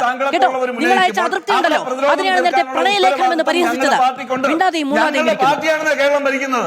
ഞങ്ങളുടെ പാർട്ടിക്കെതിരായിട്ട് നിങ്ങളുടെ പാർട്ടി അങ്ങ് നേരത്തെ പറഞ്ഞല്ലോ, അധികാരത്തിലെത്തിച്ച പാർട്ടിയും മുന്നണിയുമെന്ന. പാർട്ടിയും മുന്നണിയുമല്ല സർ, ജനങ്ങളാണ് അധികാരത്തിലെത്തിച്ചത്. കേട്ടോ, ജനങ്ങളാണ് അധികാരത്തിലെത്തിച്ചത്, പാർട്ടിയും മുന്നണിയുമല്ല. പാർട്ടിയും മുന്നണിയുടെയും പേരും ചിഹ്നവുമേ ഉണ്ടായിരുന്നുള്ളൂ. ജനങ്ങളാണ് അധികാരത്തിലെത്തിച്ചത്. ഒറ്റ മാസം കഴിഞ്ഞപ്പോൾ പാർട്ടി അധികാരത്തിലെത്തിച്ചു. മുഖ്യമന്ത്രി അധികാരത്തിലെത്തിച്ചത് പാർട്ടിയാണ്. നിങ്ങളുടെ പാർട്ടി VD സതീശനെ മുഖ്യമന്ത്രി ആക്കിയത് ഞങ്ങൾ കണ്ടിരുന്നു. കേട്ടോ, ഞങ്ങൾ കണ്ടിരുന്നു നിങ്ങളുടെ പാർട്ടി. അത് VD സതീശനായാലും മന്ത്രിമാരായാലും അവർക്കെതിരെ ആരോപണം ഉയർന്നു വന്നാൽ പ്രൊട്ടക്ട് ചെയ്യാനുള്ള ഉത്തരവാദിത്വം രാഷ്ട്രീയമായി ഞങ്ങൾ കൊണ്ടുവന്നാൽ മറുപടി പറയണം സാർ. പ്രൊട്ടക്ട് ചെയ്യുകയല്ല വേണ്ടത്, ആരോപണം ഉയർന്നാൽ മറുപടി പറയണം, മിണ്ടാതിരിക്കുകയല്ല വേണ്ടത്. നിങ്ങൾ എത്രയൊക്കെ ഇടപെട്ട് സംസാരിച്ചാലും ഞാൻ വളരെ കൃത്യമായി പറയാൻ ആഗ്രഹിക്കുന്നു, കോൺഗ്രസ് ഭരിക്കുന്ന ഒരു ഗവൺമെന്റിനെതിരെ പ്രതിപക്ഷമടക്കം ഉയർത്തുന്ന ആക്ഷേപങ്ങൾ ഉയർന്നു വരുമ്പോൾ അതിൽ ക്ലാരിറ്റി വരുത്തേണ്ടതുണ്ടെങ്കിൽ, തിരുത്തേണ്ടതുണ്ടെങ്കിൽ, പ്രതിരോധിക്കേണ്ടതുണ്ടെങ്കിൽ അത് കോൺഗ്രസ് പാർട്ടി പ്രതിരോധിക്കും. അങ്ങനെയാണെങ്കിൽ ഈ ആരോപണത്തിന് മറുപടി പറയേണ്ടതില്ല, പ്രതിരോധിക്കേണ്ടതില്ല എന്ന് കോൺഗ്രസ് പാർട്ടി തീരുമാനിച്ചു എന്നായിരിക്കണം അതിന്റെ കൺക്ലൂഷൻ. KG ജ്യോതിർ ഘോഷ്, കേരളം വിൽപ്പനയ്ക്ക് വെച്ചിരിക്കുന്നു എന്ന മുദ്രാവാക്യം ഉയർത്തി LDF വലിയ പ്രതിഷേധത്തിനൊരുങ്ങുകയാണ്. മുഖ്യമന്ത്രി നിയമസഭയിൽ പറഞ്ഞത് അദ്ദേഹം അറിഞ്ഞിട്ടില്ല എന്നുള്ളതാണ്. പ്രതിപക്ഷം പല്ലകുറിയായി പറയുന്നത് അറിവില്ലായ്മ വിശ്വസിക്കാൻ കഴിയില്ല എന്നതാണ്. ഇന്നിപ്പോൾ ചൂണ്ടിക്കാണിക്കുന്ന മറ്റൊരു പ്രധാനപ്പെട്ട കാര്യം, വിഴിഞ്ഞം പോർട്ടുമായി ബന്ധപ്പെട്ട തീരുമാനമെടുക്കാൻ കഴിയുന്ന എല്ലാ വകുപ്പുകളും മുഖ്യമന്ത്രിക്ക് കീഴിലായത് അത്ര നിഷ്കളങ്കമായി കാണാൻ കഴിയുന്നതല്ല എന്നുള്ളതാണ്. നമുക്ക് ഓർമ്മയുണ്ട്, മുഖ്യമന്ത്രിക്ക് ആഭ്യന്തര മന്ത്രിയുടെ പദവിയില്ല എന്നുള്ളതായിരുന്നു ഈ സർക്കാർ ചുമതലയേൽക്കുന്ന സമയത്തുണ്ടായിരുന്ന വലിയ ചർച്ച. പക്ഷെ അതിനപ്പുറത്ത് തുറമുഖം, ധനം, നിയമം, പൊതുഭരണം തുടങ്ങി അതിനപ്പുറം മുഖ്യമന്ത്രി ഈ പോർട്ടുമായി ബന്ധപ്പെട്ട് അദ്ദേഹത്തിന്റെ ബജറ്റിന്റെ ഏറ്റവും പ്രധാനപ്പെട്ട ആംഗിൾ പോലും ഒരു പോർട്ട് സിറ്റിയായി കേരളത്തെ വളർത്തിയെടുക്കാമെന്നുള്ളതായിരുന്നു. അതിന് പിന്നാലെ വിഴിഞ്ഞവുമായി ബന്ധപ്പെട്ട ഒരു വലിയ ചുവടുവെപ്പ് ഉണ്ടാകുകയാണ്. അതിൽ കേരളത്തിന് പങ്കുണ്ട്, മുഖ്യമന്ത്രിക്ക് പങ്കുണ്ട് തുടങ്ങിയ കാര്യങ്ങളല്ല, പക്ഷെ അത് സംഭവിക്കുന്നുണ്ട്. അതിൽ വലിയ ഗൂഢാലോചനാ സിദ്ധാന്തമാണ് ഇപ്പോൾ പ്രതിപക്ഷം ഉന്നയിക്കുന്നത്. ഇവിടെ ഒരു സംഭവം നമ്മൾ കാണേണ്ടത്, ഒരു കരാർ ലംഘനമോ അതല്ലെങ്കിൽ സംസ്ഥാന സർക്കാരിനെ അറിയിക്കാതെ അദാനി ഇത്തരത്തിലുള്ള ഒരു നീക്കം നടത്തിയത് ഒരിക്കലും ശരിയായ നടപടിയല്ല. അവിടെ ഒരു ഡിസ്പ്യൂട്ട് ഉണ്ടായിരിക്കുകയാണ്. ഒരു ഡിസ്പ്യൂട്ട് ഉണ്ടായിക്കഴിഞ്ഞാൽ കരാറിനകത്ത് വ്യക്തമായിട്ട് പറയുന്നുണ്ട്, സംസ്ഥാന സർക്കാരും ഈ അദാനി പോർട്ട് വിഴിഞ്ഞം പോർട്ട് അതോറിറ്റിയുമായിട്ടൊരു ഡിസ്പ്യൂട്ട് ഉണ്ടായിക്കഴിഞ്ഞാൽ അത് ഇൻഡിപെൻഡന്റ് എഞ്ചിനീയർക്ക് റെഫർ ചെയ്യണമെന്നാണ് പറയുന്നത്. ആ ഇൻഡിപെൻഡന്റ് എഞ്ചിനീയറിൽ രണ്ടു കൂട്ടരും 30 ദിവസത്തിനകം പരസ്പരം ചർച്ച ചെയ്ത് ഒന്നുകിൽ പരിഹരിക്കുക. അത് പരിഹരിക്കാൻ പറ്റിയില്ല എങ്കിൽ അത് ഡൽഹിയിലുള്ള ഇന്റർനാഷണൽ ആൾട്ടർനേറ്റീവ് ഡിസ്പ്യൂട്ട് റെസൊല്യൂഷനിലേക്ക് റെഫർ ചെയ്യുക. ഇതാണ് ഇതിനകത്ത് കരാർ പ്രകാരം വ്യക്തമായിട്ട് പറഞ്ഞിട്ടുള്ള സംഗതി. അല്ലാതെ നമുക്ക് ഇതിനകത്ത് സംസ്ഥാന സർക്കാർ നിയമവശം തേടുകയോ അതല്ലെങ്കിൽ നോട്ടീസ് അയക്കുകയോ ഒന്നും ചെയ്യുന്നതല്ല ഇതിനകത്ത് ആവശ്യമായിട്ടുള്ളത്. അപ്പോൾ ഇത് ഇവിടെ ഇപ്പം മുഖ്യമന്ത്രി നിയമസഭയിൽ ഇപ്പം നമുക്ക് മുഖ്യമന്ത്രി പറഞ്ഞതിനെ നമുക്ക് അതിൻ്റെ മുഖവിലയ്ക്ക് എടുക്കുകയേ നിവൃത്തിയുള്ളൂ. മറ്റു പല ഊഹാപോഹങ്ങളൊക്കെ വേണമെങ്കിൽ നടത്താമെന്നുള്ളതല്ലാതെ. പക്ഷേ ഇവിടെ മുഖ്യമന്ത്രി പറഞ്ഞിരിക്കുന്ന കാര്യം സംസ്ഥാനത്തിൻ്റെ താല്പര്യം മുൻനിർത്തിക്കൊണ്ട് ഒരു സംവിധാനം ഉണ്ടാകാത്ത രീതിയിൽ അത് പരിഗണിച്ച് 5 കാര്യങ്ങൾ അദ്ദേഹം വ്യക്തമായിട്ട് പറഞ്ഞിരുന്നു. ആ 5 കാര്യങ്ങൾ മുൻനിർത്തിയായിരിക്കും സംസ്ഥാനം അനുമതി നൽകുക. സംസ്ഥാനത്തിൻ്റെ അനുമതിയും കേന്ദ്രത്തിൻ്റെ അനുമതിയും ഇല്ലാതെ ഈ ഡീല് മെറ്റീരിയലൈസ് ചെയ്യില്ല എന്നുള്ളതും വസ്തുതയാണ്. അപ്പോൾ ഇവിടെ ഇതാണ് ഇതിൻ്റെ ഒരു സാങ്കേതികമായ വിഷയം. ഈ ഒരു വിഷയത്തിൽ ഇതിനപ്പുറത്തേക്ക് നിലവിൽ ഒന്നും സംഭവിക്കാനില്ല. പിന്നെ ഇപ്പം രണ്ട് വിഷയങ്ങളാണ് ഇപ്പോഴാണ് തോന്നിയിരിക്കുന്നത്. ഒന്ന്, മുഖ്യമന്ത്രി ഈ എല്ലാ വകുപ്പുകളും മർമ്മപ്രധാനമായ വകുപ്പുകളെല്ലാം എടുത്തു വെച്ചുകൊണ്ട് വളരെ ഗൂഢമായ ഒരു ആലോചന അല്ലെങ്കിൽ ഒരു വളരെ മുൻകൂട്ടി തയ്യാറാക്കിയ ഒരു പദ്ധതിയുടെ പ്രകാരമാണ് നടക്കുന്നതെന്നുള്ള ഒരു നറേറ്റീവ് ക്രിയേറ്റ് ചെയ്തിട്ടുണ്ട്. അപ്പോൾ അതിനകത്ത് പറയാനുള്ളത്, ഒന്നുകിൽ മുഖ്യമന്ത്രി വി ഡി സതീശൻ അദ്ദേഹം പ്രതിപക്ഷ നേതാവായിരുന്നപ്പോൾ തന്നെ കേരളത്തിനെ എങ്ങനെ വികസിപ്പിക്കണം എന്നൊരു അദ്ദേഹത്തിൻ്റെ ഒരു സങ്കല്പം, ഒരു പദ്ധതി നമ്മളുമായിട്ട് ഷെയർ ചെയ്തു. മുഖ്യമന്ത്രി ആയതിനു ശേഷവും ഷെയർ ചെയ്തു. അത് ബജറ്റിലൂടെ പ്രതിഫലിപ്പിക്കുകയും ചെയ്തു. ഒരുപക്ഷെ കേരള ചരിത്രത്തിൽ ആദ്യമായിട്ടാണ് ഒരു മുഖ്യമന്ത്രി ധനകാര്യം സ്വന്തമായിട്ട് ഏറ്റെടുക്കുന്നത്. സാധാരണ എല്ലാ മുഖ്യമന്ത്രിമാരും ആദ്യം ആഭ്യന്തരത്തിലാണ് കൈവയ്ക്കുക. അപ്പോൾ മാധു പറഞ്ഞതുപോലെ നമ്മളെല്ലാം ആദ്യം ചർച്ച ചെയ്ത ആ ഒരു വിഷയമാണ്. പക്ഷേ ഇവിടെ ഈ പറഞ്ഞതുപോലെ ധനകാര്യം, നിയമവകുപ്പ്, തുറമുഖം, പൊതുഭരണം ഇതെല്ലാം അദ്ദേഹത്തിൻ്റെ കയ്യിലേക്ക് അദ്ദേഹത്തിൻ്റെ നിയന്ത്രണത്തിലേക്ക് കൊണ്ടുവരുന്നു. അത് രണ്ട് രീതിയിൽ അതിനെ കാണാം. ആദ്യത്തെ രീതിയിൽ കാണുകയാണെന്നിൽ കേരളത്തെ എങ്ങനെ വികസിപ്പിക്കണം എന്ന ഒരു സങ്കല്പത്തെക്കുറിച്ച് പഠനവും മറ്റ് ചിന്തകളുമൊക്കെ നടത്തുകയും ചില പദ്ധതികൾ ആസൂത്രണം രൂപരേഖയൊക്കെ നൽകി വെച്ചിട്ട് അത് നടപ്പിലാക്കാനുള്ള, അതിന് വളരെ അനായാസമായ രീതിയിൽ നടപ്പിലാക്കാനുള്ള ഒരു ധനം സമ്പാദിക്കണം. അതോടൊപ്പം തന്നെ മറ്റ് പ്രൊസീജിയറൽ റിക്വയർമെൻറ്റ്സ് ഉണ്ട്. ഇതിനെല്ലാം കൂടി വേണമെന്നുണ്ടെങ്കിൽ അത് യാഥാർത്ഥ്യമാക്കാനുള്ള ഒരു എന്തൂസിയാസത്തിൻ്റെ പേരിൽ അതല്ലെങ്കിൽ ആ ഒരു ആത്മാർത്ഥതയുടെ പേരിൽ വേണമെങ്കിൽ ഈ വകുപ്പുകളെല്ലാം അദ്ദേഹം സ്വന്തമാക്കി വെച്ചു എന്ന് പറയാം. അതല്ല എങ്കിൽ ഒരുപക്ഷെ ഇന്ത്യ ചരിത്രത്തിലെ ഏറ്റവും വലിയ കൊള്ള നടത്താനുള്ള ഒരു ഗൂഢാലോചന നടത്തുന്ന മുഖ്യമന്ത്രിയായിട്ട് സതീശൻ ചിത്രീകരിക്കേണ്ടി വരും. ഈ 2 ഓപ്ഷനാണ് ഇവിടെ നിൽക്കുന്നത്. ഇപ്പം ഇവിടെ സംഭവിച്ചിരിക്കുന്നത് അദ്ദേഹത്തിൻ്റെ ഉദാഹരണത്തിന് ഈ 4 വകുപ്പുകൾ അദ്ദേഹം പ്രധാനമായിട്ട് കൈകാര്യം ചെയ്യുന്നുണ്ട്. ഈ 4 വകുപ്പുകൾ കൈകാര്യം ചെയ്യണമെന്നുണ്ടെങ്കിൽ അതിനകത്ത് പഠിക്കാതെ നിവൃത്തിയില്ല. ഇത്രയും പഠിക്കുകയും മുഖ്യമന്ത്രി എന്ന ദൗത്യം നിർവഹിക്കുകയും ഒരു രാഷ്ട്രീയ പ്രവർത്തനം എന്ന നിലയിൽ കോൺഗ്രസിൻ്റെ ഭാഗം വിശദീകരിക്കുകയും പാർട്ടിയെ മുന്നോട്ട് നയിക്കുകയും ഒക്കെ ചെയ്യേണ്ട ഉത്തരവാദിത്തമുള്ള വ്യക്തി ഇത്രയും വലിയൊരു ഗൂഢാലോചനയിൽ ഏർപ്പെടണമെന്നുണ്ടെങ്കിൽ അതിന് സമയം കൂടെ കുറച്ച് ആവശ്യമുണ്ട്. അതുകൊണ്ട് ഞാൻ ആ ഒരു ഗൂഢാലോചന സിദ്ധാന്തത്തിലേക്ക്, ആ നറേറ്റീവിലേക്ക് തൽക്കാലം ഒരു ഗവൺമെന്റ് തുടങ്ങിയ ഒരു നില എന്ന നിലയ്ക്ക് ഞാൻ ഞാൻ സ്വീകരിക്കുന്നില്ല. മറിച്ച് അദ്ദേഹം കേരളത്തെ കേരളത്തിനെ അങ്ങനെ ഉന്നയിക്കാനും കഴിയില്ല. ശ്രീ കെ ജി ജ്യോതിർ ഘോഷ്, അപ്പൊ അങ്ങ് തന്നെ പറഞ്ഞു ഇതിൽ എന്താണ് ചെയ്യേണ്ടത് എന്നത് സംബന്ധിച്ച് നിയതമായ രൂപരേഖയുണ്ട് കരാറിന്റെ ഭാഗമായി തന്നെ. അതിൽ ഈ ഒരു ഇൻഡിപെൻഡന്റ് എഞ്ചിനീയറെ ഏൽപ്പിക്കണം എന്നുണ്ടെങ്കിൽ അങ്ങനെ ആകാം. അതല്ല എങ്കിൽ അത് അന്വേഷിക്കുന്ന ഡൽഹിയിലുള്ള ഏജൻസിയിലേക്ക് പോകാം. ഇതൊന്നും സംഭവിച്ചില്ല ശ്രീ കെ ജി ജ്യോതിർ ഘോഷ്. അതിന് പകരം സർക്കാർ ഒരു അതൃപ്തി അറിയിക്കുകയാണ് ചെയ്യുന്നത്. അതായത് ഒരു നോട്ടീസ് അതൃപ്തി അറിയിക്കുന്നു. അത് മതിയോ? അല്ല, പോരല്ലോ. അതുകൊണ്ടാണല്ലോ ഇതിപ്പോ എന്ത് തന്നെയാണെങ്കിലും ഇവിടുത്തെ ഒരു high power committee, empowered committee പഠിച്ചിട്ട് ഇതിനകത്ത് ഇപ്പോൾ ഒരു ഏറ്റവും വലിയ ആരോപണം ഉന്നയിച്ചിരിക്കുന്നത് MSCയുടെ കുത്തക വരുമെന്നുള്ളതാണ്. അപ്പോൾ ആ കുത്തക വരും ഇപ്പം നിലവിലാണെങ്കിൽ ഇപ്പോൾ 1005 കപ്പലുകൾ വന്നതിൽ 97 കപ്പലുകളും MSCയുടെയാണ്. അതിൻ്റെ കാരണം എന്ന് പറഞ്ഞു കഴിഞ്ഞാൽ ലോകത്തിലെ ഏറ്റവും വലിയ ഷിപ്പിംഗ് കമ്പനി MSC ആണ്. അവരുടെ 1-2 കപ്പൽ വന്നു കഴിഞ്ഞാൽ പിന്നെ ഒരു കപ്പലിനോട് അടുക്കാൻ പറ്റത്തില്ല. മറ്റ് കപ്പലുകൾ വരണമെന്നുണ്ടെങ്കിൽ നമുക്ക് ബാക്കിയുള്ള സംവിധാനങ്ങൾ വേണം. 4 വരി റോഡ് ഫെസിലിറ്റി വേണം, റെയിൽ കണക്ടിവിറ്റി വേണം. അല്ലാതെ കപ്പലുകളോടെ വരില്ല. അപ്പം ഇതൊക്കെ യാഥാർത്ഥ്യങ്ങളാണ്. അപ്പം ഈ MSCയുടെ ഇപ്പം മറ്റൊരു വലിയൊരു ആരോപണം ഉന്നയിക്കുന്നത് MSC നാളെ ഇവിടെ കുത്തകയായി കഴിഞ്ഞാൽ അവരുടെ empty കണ്ടെയ്നേഴ്സ് കൊണ്ട് സ്റ്റാക്ക് ചെയ്യുമെന്നുള്ള സാധനം. ഇതൊക്കെ ഒരു ആശങ്കയാണ്. അപ്പം അതുകൊണ്ട് ഇത്തരം കാര്യങ്ങളൊക്കെ പഠനം നടത്തിയിട്ട് അതിനൊക്കെ ഈ പറഞ്ഞ പോലെ വളരെ കൃത്യമായ ഒരു രൂപരേഖ ഉണ്ടാക്കി ഇവിടെ വിഴിഞ്ഞം പോർട്ടിൻ്റെ ഇപ്പോഴത്തെ 850 മീറ്റർ എന്നുള്ള ബർത്ത് 2000 ആകുന്ന സമയത്ത് സ്വാഭാവികമായിട്ടും മറ്റു കപ്പലുകൾ വരും. മാത്രവുമല്ല MSCക്ക് മാത്രം അങ്ങനെ കുത്തകയെടുക്കാൻ പറ്റത്തില്ല. MSC ഇപ്പൊ ഈ കപ്പലുകൾ കുത്തക മത്സരിക്കുന്നത് ക്ലയന്റിന് വേണ്ടിയിട്ടും കപ്പൽ റൂട്ടുകൾക്ക് വേണ്ടിയിട്ടും മാത്രമാണ് ഈ കപ്പലുകൾ തമ്മിലുള്ള മത്സരം. അല്ലാതെ ചരക്കുകൾ പരസ്പരം കൈമാറിക്കൊണ്ടാണ് അവർ ഓരോരോ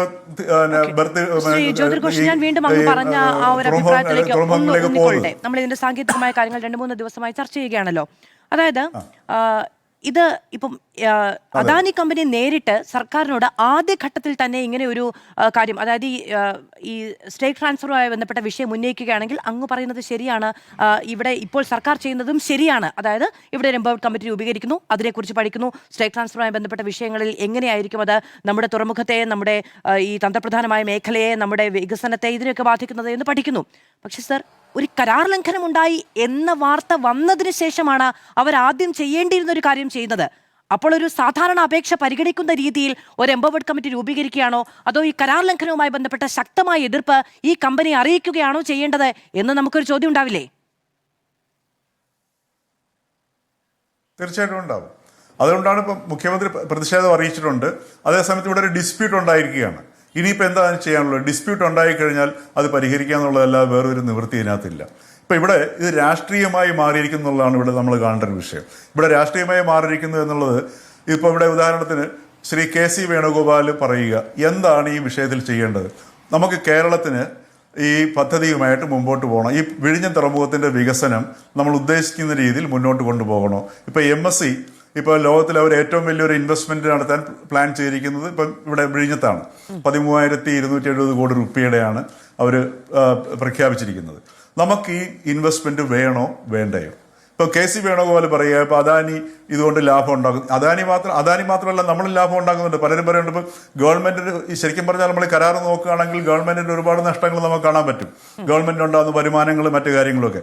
പക്ഷെ അതോടൊപ്പം നമ്മൾ കാണേണ്ടത്, ഇത് വികസിക്കുകയാണെന്നുണ്ടെങ്കിൽ നമ്മുടെ പ്രദേശത്തിനും കേരളത്തിനും ഉണ്ടാകുന്ന ഒരു മാറ്റം കൂടെ നമ്മൾ അതിൻ്റെ കൂടെ നമ്മൾ ചേർത്ത് കാണണം. ഗവൺമെന്റിന് കിട്ടുന്ന, ഇതിനകത്ത് കിട്ടുന്ന വരുമാനത്തിനേക്കാൾ ഉപരി അവിടെയാണ് നമ്മൾ ഈ കേരളത്തിനെ നമ്മൾ കണ്ടുകൊണ്ട് ഈ വിഷയത്തെ സമീപിക്കേണ്ടത്.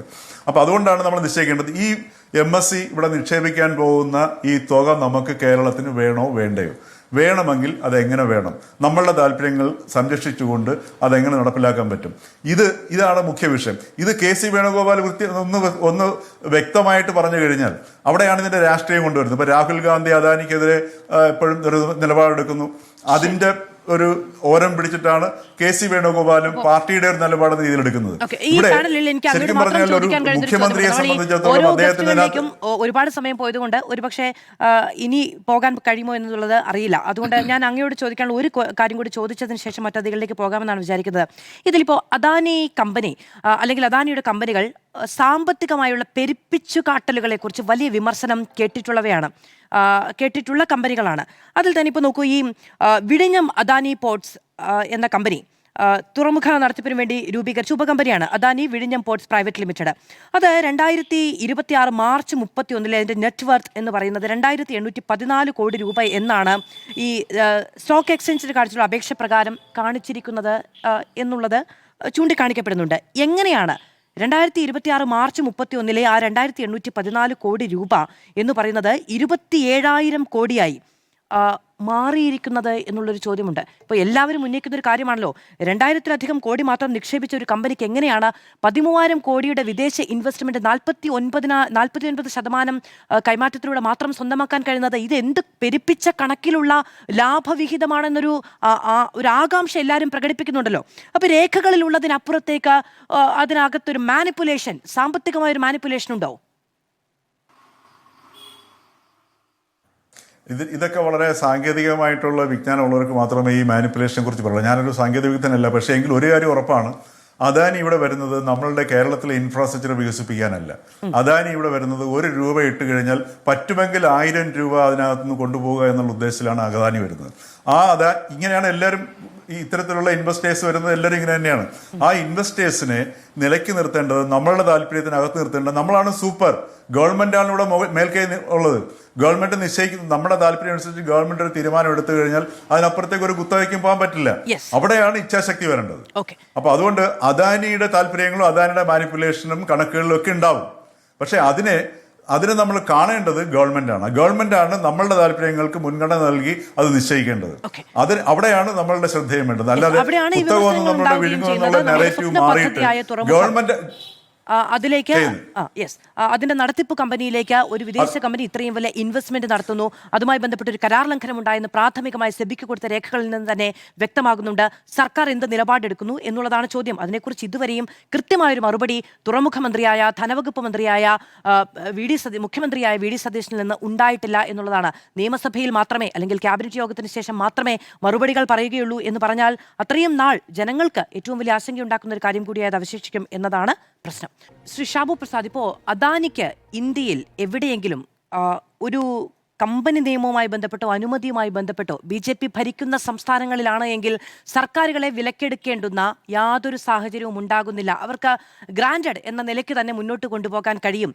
ഇതിപ്പോൾ BJP ഭരിക്കുന്ന സംസ്ഥാനമോ എന്ന് അദാനി കരുതിയോ, സർക്കാരിനെ ഇരുട്ടിൽ നിർത്തിക്കൊണ്ട് അങ്ങനെ മുന്നോട്ട് പോകാൻ കഴിയുമോ എന്നുള്ളതാണ് KC വേണുഗോപാൽ, കോൺഗ്രസിലെ ഏറ്റവും മുതിർന്ന നേതാക്കളിൽ ഒരാൾ, അതും ദേശീയ നേതാക്കളിൽ ഒരാൾ ചോദിച്ചത്. ഇന്നിപ്പോൾ കേരളത്തിന്റെ പ്രതിപക്ഷ നേതാവും അതുതന്നെ ചോദിക്കുന്നു. BJP ഭരിക്കുന്ന സംസ്ഥാനങ്ങളിലേതിന് തുല്യമായ ഒരു അധികാരം ഇവിടെയുണ്ട് എന്ന നിലയ്ക്ക് പെരുമാറാൻ കഴിയുന്ന ധൈര്യം എവിടെ നിന്നാണ് അദാനിക്കുണ്ടായത് എന്നുള്ളത്. കേന്ദ്ര സർക്കാരിന്റെ വഴിവിട്ട സഹായങ്ങളും നയങ്ങളുമാണ് അദാനിക്ക് ഈ തരത്തിൽ സംസ്ഥാനത്തിലെ സർക്കാരിന് വില കൊടുക്കാതെ മുന്നോട്ട് പോകാനുള്ള ധൈര്യം പകർന്നത് എന്നതാണ് CPM-ന്റെയും കോൺഗ്രസിന്റെയും വിമർശനം.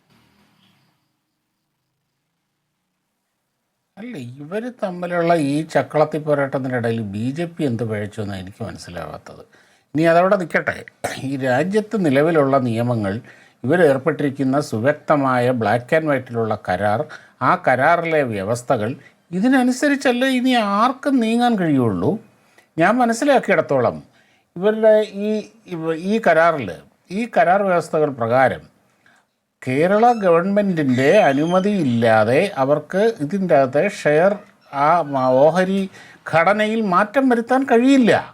പക്ഷേ അവർക്ക് സെബിയെ അറിയിച്ചതിന് ശേഷം അവരുടെ ഡയറക്ടർ ബോർഡ് ഒരു തീരുമാനമെടുത്ത് സെബിയെ അറിയിച്ചതിന് ശേഷം കേരള ഗവൺമെൻറ്റിനോട് അനുമതി ചോദിച്ചാൽ മതി. ആ പ്രക്രിയയാണ് ഇപ്പോൾ നടന്നിരിക്കുന്നത്. മനസ്സിലാക്കാൻ കഴിയുന്നത് മാത്രമല്ല, സെബിയുടെ ചട്ടവട്ടങ്ങൾക്കനുസരിച്ചല്ലോ വിഴിഞ്ഞവുമായി ബന്ധപ്പെട്ട് അദാനി മുന്നോട്ട് പോകേണ്ടത്. കേരളവുമായുള്ള കരാറിന്റെ ചട്ടവട്ടം അനുസരിച്ചല്ലേ?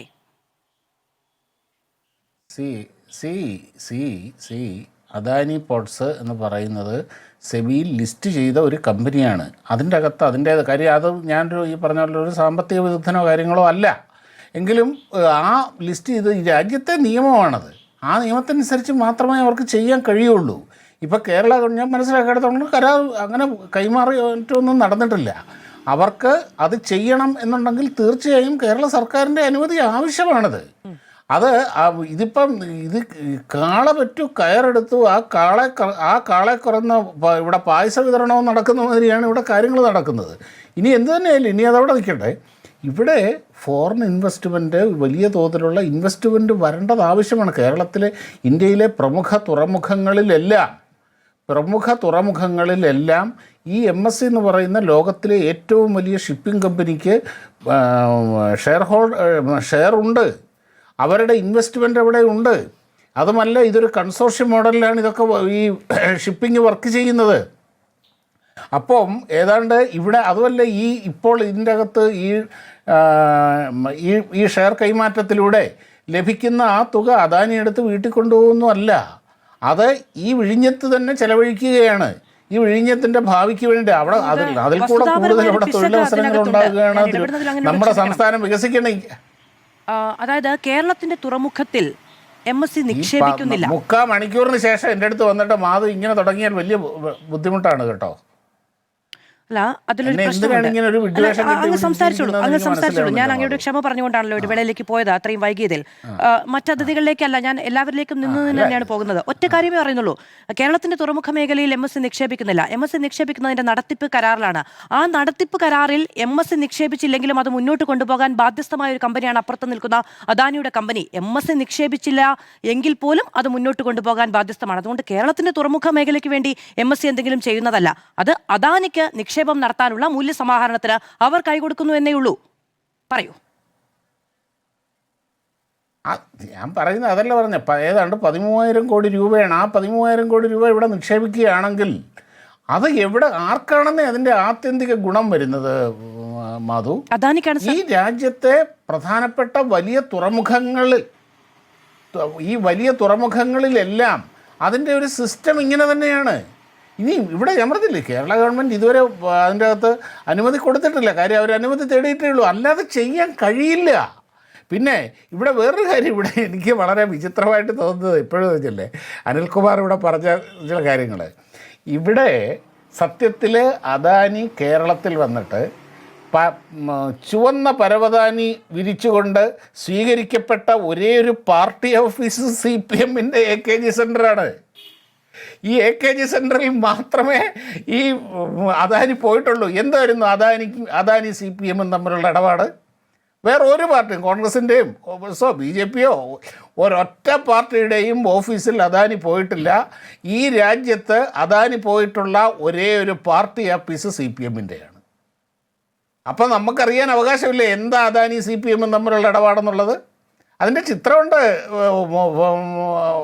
മാധു, വെറുതെ പറയുന്നതല്ല, വെറുതെ പറയുന്നതല്ല. നിഷേധിക്കുന്നുമില്ല.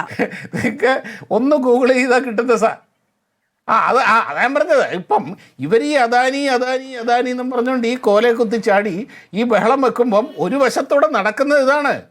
ഇവരിവിടെ ഭരിക്കുമ്പോഴാണ് ഈ കേരളം മുഴുവനും അദാനി പൈപ്പിൽ, ഇത് ഈ കോഴിക്കോട്ട് ഞാൻ ഇരിക്കുന്ന ഈ കോഴിക്കോട്ടൊരു 200-300 മീറ്റർ അപ്പുറത്ത് ഇപ്പോഴും പൈപ്പ് ലൈൻ പണി നടക്കുകയാണ് അദാനി ഗ്യാസിൻ്റേത്. ഇവർ ഭരിക്കുമ്പോഴാണ് ഇത് കൊടുത്തിട്ടുള്ളത്. അതായത് ഇവർക്കൊന്നും ഇതിനോട് ഈ പറയുന്ന ഈ സമയം ഇപ്പോൾ ഭരിച്ചിരുന്നത് CPM ആണെന്നിരിക്കട്ടെ, ഇപ്പോൾ ഭരിച്ചിരുന്നത് ഇപ്പോൾ ഈ പിണറായി വിജയൻ സർക്കാർ കണ്ടിന്യൂ ചെയ്തിരുന്നു എന്നിരിക്കട്ടെ, അപ്പോൾ ഇവർ പറയുന്നത് എന്തായിരിക്കും എന്നറിയോ? ദാ കണ്ടില്ലേ, പിണറായി വിജയൻ സർക്കാരിൻ്റെ കാലത്ത് ഇവിടേക്ക് വന്ന ആയിരക്കണക്കിന് കോടിയുടെ ഫോറിൻ ഇൻവെസ്റ്റ്മെൻറ്റ് കണ്ടില്ലേ, ഞങ്ങളുടെ മഹത്വം കണ്ടില്ലേ എന്ന് ഇതേ അനിൽകുമാർ ഇവിടെ വന്നിരുന്ന് പറയുമായിരുന്നു എന്ന്. ആ സമയത്ത് നേരെ ഓപ്പോസിറ്റിൽ നിന്ന് ഇപ്പോൾ പിണറായി വിജയനും CPM-ഉം പറയുന്നത് ഇതേ കോൺഗ്രസും പറയില്ലായിരുന്നോ? തോന്നുന്നു. ഹലോ, കേൾക്കാം ശ്രീ ഷാബു പ്രസാദ്. അങ്ങ് ഏറ്റവും താമസിച്ച് ഇതിൽ സംസാരിച്ചു തുടങ്ങിയോണ്ട് ഞാൻ ഇടപെടുന്നില്ല. അപ്പം ഇത് തന്നെ ഇതിൻ്റെ അകത്ത് ഈ അദാനി എന്ന് പറയുന്നത് ഇവരുടെ രണ്ട് കൂട്ടരുടെയും സൗകര്യം പോലെ മാറി മാറി ഉപയോഗിക്കാവുന്ന ഒരു സാധനമാണ്. ഇപ്പം ഒരു കാര്യമുണ്ട്, ഇപ്പം എല്ലാവരും ഈ അദാനിയെ ചേർത്ത് പറയുന്നത് മോദിയുമായിട്ടും BJP-യുമായിട്ടുമാണ്. അതായത് 2014 വരെ ബോംബെ തെരുവുകളിൽ പിച്ചതണ്ടി നടന്നിരുന്ന ഒരു മനുഷ്യനായിരുന്നല്ലോ അദാനി. അതിനു മുമ്പ് ഗൗതം അദാനി എന്ന് പറയുന്ന ഒരാളെ പറ്റി നമ്മൾ കേട്ടിട്ടില്ലല്ലോ. ആ മോദി വന്നാണല്ലോ അദ്ദേഹത്തെ ഇത്രയും വലിയ ഒരു ശതകോടീശ്വരനാക്കിയതും ഈ ബിസിനസ്സുകാരനാക്കിയതുമൊക്കെ. ഇവർ ഈ പറയുന്ന പോലെ ഇപ്പോൾ ഇവർ എല്ലാത്തിനും ചേർന്ന് ഇതെന്തോ BJP ഭരണമാണോ എന്ന് ചോദിക്കുന്നത്. നോക്കൂ മാധു, ഈ രാജ്യത്ത് ഇവിടെ ആദ്യം 1987 വേൾഡ് കപ്പ് ക്രിക്കറ്റ് ആദ്യമായിട്ട് ഇന്ത്യയിൽ വന്നത്. ആ വേൾഡ് കപ്പിൻ്റെ പേരെന്തായിരുന്നു എന്നറിയാവോ മാധു? റിലയൻസ് കപ്പ്. ആ വേൾഡ് കപ്പ് കൊടുത്തത് ഇപ്പോഴത്തെ മുകേഷ് അംബാനിയുടെ അച്ഛൻ ധിരുഭായ് അംബാനി. ഇതൊക്കെയാണ് ഈ രാജ്യത്ത് നടന്നിട്ടുള്ളത്. ശരി, ശ്രീ അഡ്വക്കേറ്റ് അനിൽകുമാർ, ഈ കാര്യത്തിൽ കേരളത്തിൽ വിദേശ നിക്ഷേപം വരേണ്ടതുണ്ട് എന്ന് ആദ്യം, അല്ലെങ്കിൽ ഇടത് സർക്കാരിൻ്റെ വലിയ ഭരണ നേട്ടം എന്ന നിലയ്ക്ക് ആദ്യം പാർട്ടി പത്രമാണ് അച്ചുനിരത്തിയത്. ശേഷം പിറ്റേ ദിവസം ആ നിലപാട് മാറ്റി. നിയമസഭയിൽ മുൻ മുഖ്യമന്ത്രി പിണറായി വിജയൻ ഈ കാര്യത്തിൽ മുഖ്യമന്ത്രി പറഞ്ഞ കാര്യങ്ങൾ പര്യാപ്തമാണ് എന്ന നിലപാടെടുത്തു. ശേഷം വാർത്താ സമ്മേളനം വിളിച്ചപ്പോൾ അദ്ദേഹം നിലപാട് മാറ്റി. ഈ കാര്യത്തിലൊരു രാഷ്ട്രീയ തീരുമാനം ഉണ്ടായിരുന്നുവെങ്കിൽ, തിരിച്ചറിവുണ്ടായിരുന്നുവെങ്കിൽ അത് നിയമസഭയിൽ ഉയർത്തിക്കൂടായിരുന്നോ എന്നതാണ് അഡ്വക്കേറ്റ് അനിൽ ബോസ് ചോദിക്കുന്നത്. ഞങ്ങൾ പ്രധാനമന്ത്രി നരേന്ദ്രമോദി അദാനിയും കൊണ്ട് ലോകം മുഴുവൻ സഞ്ചരിച്ച് എത്ര കമ്പനി ഉണ്ടാക്കി കൊടുത്തു ലോകത്ത്? ഗെയിൽ പൈപ്പ് ലൈനിലൂടെ അദാനി ഗ്യാസ് വരുന്നത് പിണറായി വിജയൻ്റെ തലേ കയറ്റണോ? അദാനി CPM-ൻ്റെ ആഫീസിൽ AK സെൻ്ററിൽ പരസ്യമായിട്ട് വന്നിട്ടുണ്ട്. പക്ഷേ അദാനിയെ കൊണ്ട് ലോകം മുഴുവൻ നടന്നത് ആരാണ്? നരേന്ദ്രമോദിയാണ്. ആ കച്ചവടത്തും പറയാൻ നേരമില്ല ഇപ്പോൾ. വി ഡി സതീശൻ CPM ആഫീസിൽ അദാനിയുടെ എന്തായിരുന്നു ചെലവിൽ അദാനിക്ക് ഇടപാട് ഒരു വിമാനയാത്ര നടത്തിയെന്ന കാര്യം നമ്മുടെ മുമ്പിൽ വന്നിട്ട് ഞാൻ പറയട്ടെ, ഇനി ഇടപെടരുത്. വി ഡി സതീശൻ അദാനിയുടെ ചെലവിൽ ഒരു വിമാനയാത്ര നടത്തിയെന്ന ആരോപണം പൊതുമണ്ഡലത്തിൽ വന്നിട്ട് 63 ദിവസമായി. നാളെ ഇതുവരെ ഉത്തരം പറഞ്ഞിട്ടില്ല. ബാക്കിയൊക്കെ നിൽക്കട്ടെ. അവിടെ വിമാനയാത്രയുടെ ചെലവ് അദാനി മുടക്കി എന്നാണ് ആരോപണം. മറുപടി ആരെങ്കിലും പറഞ്ഞോ? കോൺഗ്രസ്സുകാർ പറഞ്ഞോ? സതീശൻ പറഞ്ഞോ? പഠിച്ചു പറയുന്നു സതീശൻ 63 ദിവസം പോരെ. അപ്പോൾ കാര്യം വ്യക്തമാണ്. ഇനി ഇവിടെ ബഹുമാനപ്പെട്ട കോൺഗ്രസ് എന്ന് പറയുന്നു ഇല്ലാത്ത വിഷയമാണ്. ഏത് ഇല്ലാത്ത വിഷയമാണ്? എന്താ ഇതിൻ്റെ ഡീലെന്ന് ഞാൻ പറഞ്ഞുതരാം. നിയമമാണ് ഞാൻ പറയാൻ പോണത്. എന്താണ് നിയമം? ഒന്നാമത്തെ കാര്യം, അദാനി കേരള സർക്കാരിനെ അറിയിച്ചു കഴിഞ്ഞു, ഞങ്ങളിങ്ങനെ കരാറുണ്ടാക്കി, നമ്മൾ ഒരു കരാറുണ്ട്, ഞങ്ങളിങ്ങനെ ഇത് 49% കൈകാര്യം ചെയ്തിരിക്കുന്നു. ദേശാഭിമാനി വന്നതേ നിക്ഷേപമാണെന്നാണ്. ഇപ്പം മനസ്സിലായി ഇത് നിക്ഷേപമല്ല, അദാനിയുടെ കൂട്ടുകച്ചവടമാണ്. അദാനിക്ക് പണം കിട്ടുകയുള്ളൂ, കേരളത്തിന് പണം കിട്ടൂല. നിക്ഷേപമാണെന്ന് പത്രത്തിൽ വാർത്ത കൊടുത്തപ്പോൾ നിക്ഷേപം നല്ലതാണെന്ന് പറഞ്ഞു. ദേശാഭിമാനി പറഞ്ഞു നല്ലതാണെന്ന്. കൂടുതൽ പരിശോധനയിൽ നിക്ഷേപമല്ല, ഇത് കൂട്ടുകച്ചവടമാണെന്ന് മനസ്സിലായി. ആ കച്ചവടത്തിന് ഞങ്ങളില്ലാന്ന് ഞങ്ങൾ പറഞ്ഞു. ഞങ്ങളത് നിലപാട് മാറ്റാനാ. നിക്ഷേപമെന്ന് പറഞ്ഞാൽ സ്വീകരിക്കും. ഇത് കേരളത്തിന് കിട്ടുന്ന നിക്ഷേപമല്ല, അദാനിക്ക് കിട്ടുന്നതാണ്. ഇവർ വന്നാലും വന്നില്ലേലും അദാനി ഇവിടെ 1, 2, 3 ഘട്ടം മുടക്കണം. അവരാ പണം ഉണ്ടാക്കി പണി ചെയ്യണം. പ്രശ്നം എന്താണ്? ഇപ്പം കേരളം പ്രതികരിച്ചിട്ടില്ല, അതൃപ്തി അറിയിച്ചേ ഉള്ളൂ. ആരെ അതൃപ്തി അറിയിച്ചത്? അദാനി അതൃപ്തി അറിയിച്ചു. സംഭവിക്കുന്ന കാര്യം എന്താണ്? സെബിക്ക് കിട്ടിയ കത്തിൽ സെബി ആക്ട് ചെയ്താൽ കേരളം എന്ത് ചെയ്യും? ഞാനൊരു നിയമതത്വം പറയുകയാണ്, എസ്റ്റോപ്പൽ എന്ന് പറഞ്ഞാൽ സെബിക്ക് കിട്ടിയ കത്തിൻ്റെ അടിസ്ഥാനത്തിൽ കേന്ദ്ര സർക്കാരിൻ്റെ അനുവാദത്തോടു കൂടി ഈ ഓഹരി കൈമാറ്റത്തിൻ്റെ അധികാരി എന്ന് പറയുന്ന കേന്ദ്ര സർക്കാരാണ്, സെബിയാണ്. അവർ കൈമാറ്റം ചെയ്ത് കൊടുത്തു കഴിഞ്ഞാൽ നിങ്ങൾ തർക്കിച്ചിട്ടില്ലല്ലോ. നിങ്ങൾ അദാനിക്ക് പ്രണയലേഖനം എഴുതി, നിങ്ങൾ ഞങ്ങളെ അറിയിച്ചിട്ടില്ലല്ലോ. ഈ കത്തിൽ ആക്ട് ചെയ്യാൻ പാടില്ല എന്ന് ഞങ്ങളെ സമയത്ത് അറിയിക്കാത്തത് കൊണ്ട് നിങ്ങൾ തമ്മിൽ എഗ്രിമെൻറ്റ് നിങ്ങളുടെ കയ്യിൽ ഇരുന്നോട്ടെ. തർക്കമുള്ളവർ ഞങ്ങളോട് പറഞ്ഞിട്ടില്ലല്ലോ. സോ ഞങ്ങളിതിൽ ആക്ട് ചെയ്തിരിക്കുന്നു. ആക്ട് ചെയ്തതോടുകൂടി കേരളത്തിൻ്റെ ക്ലെയിം പോകും. ഇത് ഗൂഢാലോചനയാണ്, നിയമപരമായ ഗൂഢാലോചനയാണ്.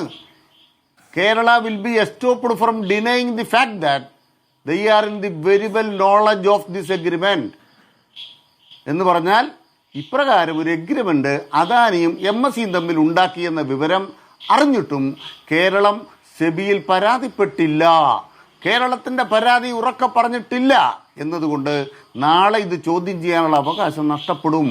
ഇതാണ് സതീശൻ്റെ ബുദ്ധി. അതുകൊണ്ട് വേണുഗോപാലും സതീശനും ഒക്കെ രാഹുൽ ഗാന്ധി ഉണ്ടായാലും ഇല്ലായാലും ചർച്ച ചെയ്ത് തീരുമാനമെടുത്ത് വരുമ്പോൾ കേന്ദ്ര സർക്കാർ പപ്പടം ചുടുന്ന പോലെ ഈ ഷെയർ മാറ്റി കൊടുക്കും. അല്ല, പക്ഷെ ആ കരാർ റദ്ദാക്കാനുള്ള എല്ലാ അവകാശവും സംസ്ഥാന സർക്കാരിൽ നിക്ഷിപ്തമാണല്ലോ. അങ്ങനെ ഏകപക്ഷീയമായി മുന്നോട്ട് പോകാൻ കഴിയില്ല. ഓഹരി കൈമാറ്റം അടക്കവ റദ്ദു ചെയ്യപ്പെടും. അവിടെയാണ് നിങ്ങൾ മനസ്സിലാക്കേണ്ട കാര്യം. ഇപ്പോഴത്തെ നിലയ്ക്ക് ഈ പദ്ധതിയായിട്ട് മുന്നോട്ട് പോകേണ്ട ബാധ്യത ആർക്കാണ്? 2, 3 ഘട്ടത്തിൽ പണം മുടക്കേണ്ട ബാധ്യത ആർക്കാണ്? അദാനിക്കാണ്. നിങ്ങൾ ആ കരാർ എടുത്ത് വായിച്ചോ? ഒന്നാം ഘട്ടത്തിൽ ഞാൻ പറയാം, ഒന്നാം ഘട്ടത്തിൽ കേരള 6500 കോടി മുടക്കി, അദാനി മുടക്കി 2500 കോടി. ഇനി പണം മുടക്കേണ്ട അദാനിയാണ്. നിങ്ങൾ റദ്ദാക്കി ബാക്കി നിയമതർക്കത്തിലേക്ക് പോകാം. ആ തർക്കം എവിടെ തീരും? ഡൽഹിയിലോ? ഡൽഹി ഇരിക്കുന്ന ജഡ്ജിമാരോ? ഇന്ത്യ രാജ്യത്ത് 7 ജഡ്ജി എഴുതും അമേരിക്കയിലെ കോടതിയെ കൊണ്ട്. അദാനിക്കെതിരായ കേസ് ഇല്ലാതാക്കിയ ഒരു കേന്ദ്ര ഗവൺമെൻറ്റാണ് ഇന്ത്യയിലെ ഗവൺമെൻറ്. ഇന്ത്യയിലെ ഏത് നീതിപീഠമാണ് അദാനിക്കെതിരായിട്ട് വിധിക്കാൻ പോണത്? തുറമുഖം അദാനിയുടെ ഇരിക്കും 2060 വരെ. ഇത് വികസിപ്പിക്കാനുള്ള ബാധ്യത അദാനിക്കാണ്. കേരളം അത് റദ്ദ് ചെയ്ത് കോടതിയിലേക്ക് പോയാലോ അതവിടെ കിടക്കും. അദാനിക്ക് പണം മുടക്കണ്ട. അദാനിയെ രക്ഷിക്കാനാണ് ഈ വി ഡി സതീശൻ കേരളത്തെ വിൽക്കുന്നത്. ഞാൻ രാഷ്ട്രീയമല്ല പറയണത്, നിയമമാണ് പറയുന്നത്. ഇത് തർക്കത്തിലേക്ക് പോയാൽ അദാനി രക്ഷപ്പെട്ടു. അതല്ല ഇതിന്റെ കുതന്ത്രം. അല്ല, അപ്പോ തർക്കത്തിൽ പോകാതിരിക്കണമെങ്കിലോ? അങ്ങനെയാണെങ്കിൽ ഈ സെബിയിലേക്ക് കത്തയച്ചാലും അതൊരു നിയമപ്രശ്നമായി നിൽക്കില്ലേ? അല്ല, ആര് കത്തയച്ചു? സംസ്ഥാന സർക്കാർ അതിലൊരു എതിരഭിപ്രായം അറിയിക്കുകയും നിങ്ങൾ ഇതുമായി മുന്നോട്ട് പോകരുത് എന്ന് പറയുകയും ചെയ്താൽ നിയമപ്രശ്നമാവില്ലേ? അതാണ് ഞാൻ ചോദിക്കുന്നത്. കേരള നിയമസഭയിലെ പ്രതിപക്ഷത്തിനെതിരെ ഒരു വാക്ക് ഞാൻ പറഞ്ഞല്ലോ. KN ബാലഗോപാൽ എന്ന് പറയുന്ന മാന്യനായ മുൻ ധനകാര്യമന്ത്രിക്കെതിരെ വി ഡി സതീശൻ വളഞ്ഞു കുത്തുകെന്ന് പറഞ്ഞ നുണയെന്താണ്? ബാലഗോപാലിൻ്റെ അവസാനത്തെ ബഡ്ജറ്റിൽ സബ്ജക്റ്റ് കമ്മിറ്റി കൂടിയില്ല എന്നാണ് നുണ. എന്താ യാഥാർത്ഥ്യം? ബാലഗോപാലിന്റെ അവസാനത്തെ ബഡ്ജറ്റിൽ പുതിയ നികുതി നിർദ്ദേശമില്ല, അതുകൊണ്ട് സബ്ജക്റ്റ് കമ്മിറ്റി കൂടിയില്ല. ബെക്കാഡിയുടേത് പുതിയ നികുതി നിർദ്ദേശമാണ്, അതുകൊണ്ട് സബ്ജക്റ്റ് കമ്മിറ്റി കൂടണം. ഇതാണ് തർക്കം. ഈ നുണ വളഞ്ഞുകുത്തു നിന്ന് ഉറക്കെ പറഞ്ഞാൽ സതീശൻ ജയിക്കില്ല. സതീശൻ നിയമസഭയിൽ ഞങ്ങളുടെ നേതാക്കളെ അപമാനിച്ചാൽ വഴിയിൽ വെച്ച് സതീശന് മറുപടി കിട്ടും. അത് സതീശനോട് പറയാം. ശരി, അങ്ങനെയാണെങ്കിൽ നിയമസഭയിൽ ഈ കാര്യങ്ങൾ ഉന്നയിക്കാൻ പാടില്ലായിരുന്നോ എന്നല്ലേ ചോദിക്കുന്നത് അഡ്വക്കേറ്റ് അനിൽ ബോസ്? ഈ കാര്യങ്ങൾ ഉന്നയിക്കാമായിരുന്നല്ലോ. ഈ MSCയുമായി ബന്ധപ്പെട്ട കരാറുമായി ബന്ധപ്പെട്ട കാര്യം ഉന്നയിക്കാം. ഞങ്ങൾക്ക് നികുതി നിർദ്ദേശം ഇല്ലാത്തത് കൊണ്ടാണ് സബ്ജക്ട് കമ്മിറ്റിക്ക് പോകാത്തത് എന്ന് നിർദ്ദേശിക്കാം, എന്ന് ഉന്നയിക്കാം. ഇതൊന്നും സംഭവിക്കാത്ത എന്തുകൊണ്ടാണ്? അതാണ് മറുപടി. സതീശന്റെ മറുപടി എപ്പോഴാണ്? ലാസ്റ്റ് പ്രസംഗമാണ്. നിങ്ങൾ പറയണം സതീശൻ ബാലഗോപാലിന്റെ ഈ പ്രസംഗത്തിന് ഇതിന് മറുപടി പറയണത് അദ്ദേഹത്തിന്റെ മറുപടി പ്രസംഗത്തിലാ. ബാലഗോപാൽ വിശദീകരിക്കാൻ എണീറ്റപ്പോൾ എന്താ ചെയ്തത്, എന്താ ക്ഷോഭിച്ചത്? ഞാൻ പറഞ്ഞ കാര്യം ചെയ്തു. അതുകൊണ്ട് സതീശൻ ആ പണി കാണിക്കണ്ട. ഇത് നാട്ടുകാർക്ക് നന്നായിട്ട് മനസ്സിലാവും. നിയമസഭയിൽ സതീശൻ കാണിക്കുന്ന കള്ളത്തരം മനസ്സിലാവും. അത് വേറൊരു വിഷയം. എൻ്റെ ചോദ്യം, ജൂലൈ 1 നിയമസഭയിൽ നടന്ന ഇടപാടല്ല. ഇപ്പൊ കൃത്യമായിട്ടും കരാറുണ്ട്. MSCയും അദാനി തമ്മിൽ കരാറുണ്ട്. സെബിക്ക് നോട്ടീസ് പോയി. കേരളത്തിൽ സഖാവ് പിണറായി ചെയ്തതുപോലെ, പ്രതിപക്ഷ നേതാവ് ചെയ്ത പോലെ സതീശൻ ഒരു കത്തെഴുതി മേൽ നടപടി പാടില്ല എന്ന് അറിയിച്ചിട്ടില്ല എങ്കിൽ ഇന്ത്യ രാജ്യത്തിന്റെ ഗവൺമെന്റിന്റെ കീഴിലുള്ള അദാനിയുടെ സ്വാധീനം വെച്ച് കേരളം വഞ്ചിക്കപ്പെടും. കേരളത്തെ വഞ്ചിക്കാൻ കൂട്ടുനിൽക്കുന്ന ഒറ്റുകാരനായി VD സതീശൻ ചരിത്രത്തിൽ രേഖപ്പെടുത്തപ്പെടും. ശരി, അഡ്വക്കേറ്റ് അനിൽ ബോസ്, അദാനിയും കേന്ദ്ര സർക്കാരും തമ്മിൽ ദുരൂഹമായ ഇടപെടലുകൾ ഉണ്ട് എന്ന ദേശീയ തലത്തിൽ വലിയ തോതിൽ പ്രതിരോധം നീക്കുന്നവരാണ് കോൺഗ്രസുകാർ. എന്തുകൊണ്ടാണ് ഇത്തരത്തിലൊരു കരാർ ലംഘനം ഇവിടെ അദാനിയുടെ ഭാഗത്തു നിന്നുണ്ടായി എന്നറിഞ്ഞിട്ട് നിയമപരമായ നടപടികൾ സ്വീകരിക്കാത്തത്? ഇപ്പോൾ പ്രതിപക്ഷ നേതാവ് സെബിക്ക് കത്തയച്ചിരിക്കുന്നു എന്നുള്ളതാണ് അദ്ദേഹം ഇന്ന് വാർത്താസമ്മേളനം വിളിച്ച് വ്യക്തമാക്കിയത്. നമ്മൾ എതിർപ്പറിയിക്കാത്തത് എന്തുകൊണ്ടാണ്? സർക്കാർ എതിർപ്പറിയിക്കാത്തത് എന്തുകൊണ്ടാണ്? സർക്കാർ അദാനിയോട് ഈ പറയുന്ന രൂക്ഷമായ ഭാഷയിൽ എതിർപ്പറിയിക്കാത്തത് എന്തുകൊണ്ടാണ്? മുഖ്യമന്ത്രി ഒരു ഫേസ്ബുക്ക് പോസ്റ്റിലൂടെ പോലും അദാനി നടത്തിയത് നിയമലംഘനവും കരാർ ലംഘനവുമാണ് എന്ന് വ്യക്തമാക്കാത്തത് എന്തുകൊണ്ട്? ഈ ചോദ്യങ്ങൾക്ക് മറുപടി ഉണ്ടോ? രാജ്യവും അധികാരവും കയ്യിലിരിക്കുന്നവൻ ആരെയാണ് ഭയക്കേണ്ടത്? എന്തിനാണ് ഭയക്കുന്നത്?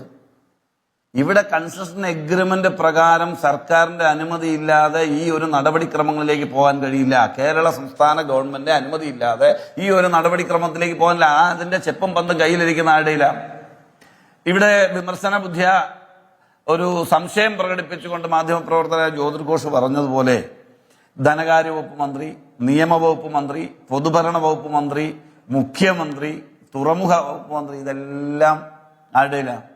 കേരളത്തിന്റെ മുഖ്യമന്ത്രിയില്ല. അത്രയും അധികാരം കയ്യിലിരിക്കുന്ന കേരളത്തിന്റെ ചരിത്രത്തിലെ ഏറ്റവും പവർഫുള്ളായ വകുപ്പുകൾ കൈകാര്യം ചെയ്യുന്ന ഒരു മുഖ്യമന്ത്രി എന്തിനാ വല്ലവർക്കും കത്തയച്ച് വിഷമിക്കുന്നത്? എന്റെ കയ്യിൽ അധികാരം ഇരിക്കല്ലേ, കേരളത്തിന്റെ മുഖ്യമന്ത്രി എന്ന നിലയിൽ അധികാരം ഇരിക്കല്ലേ?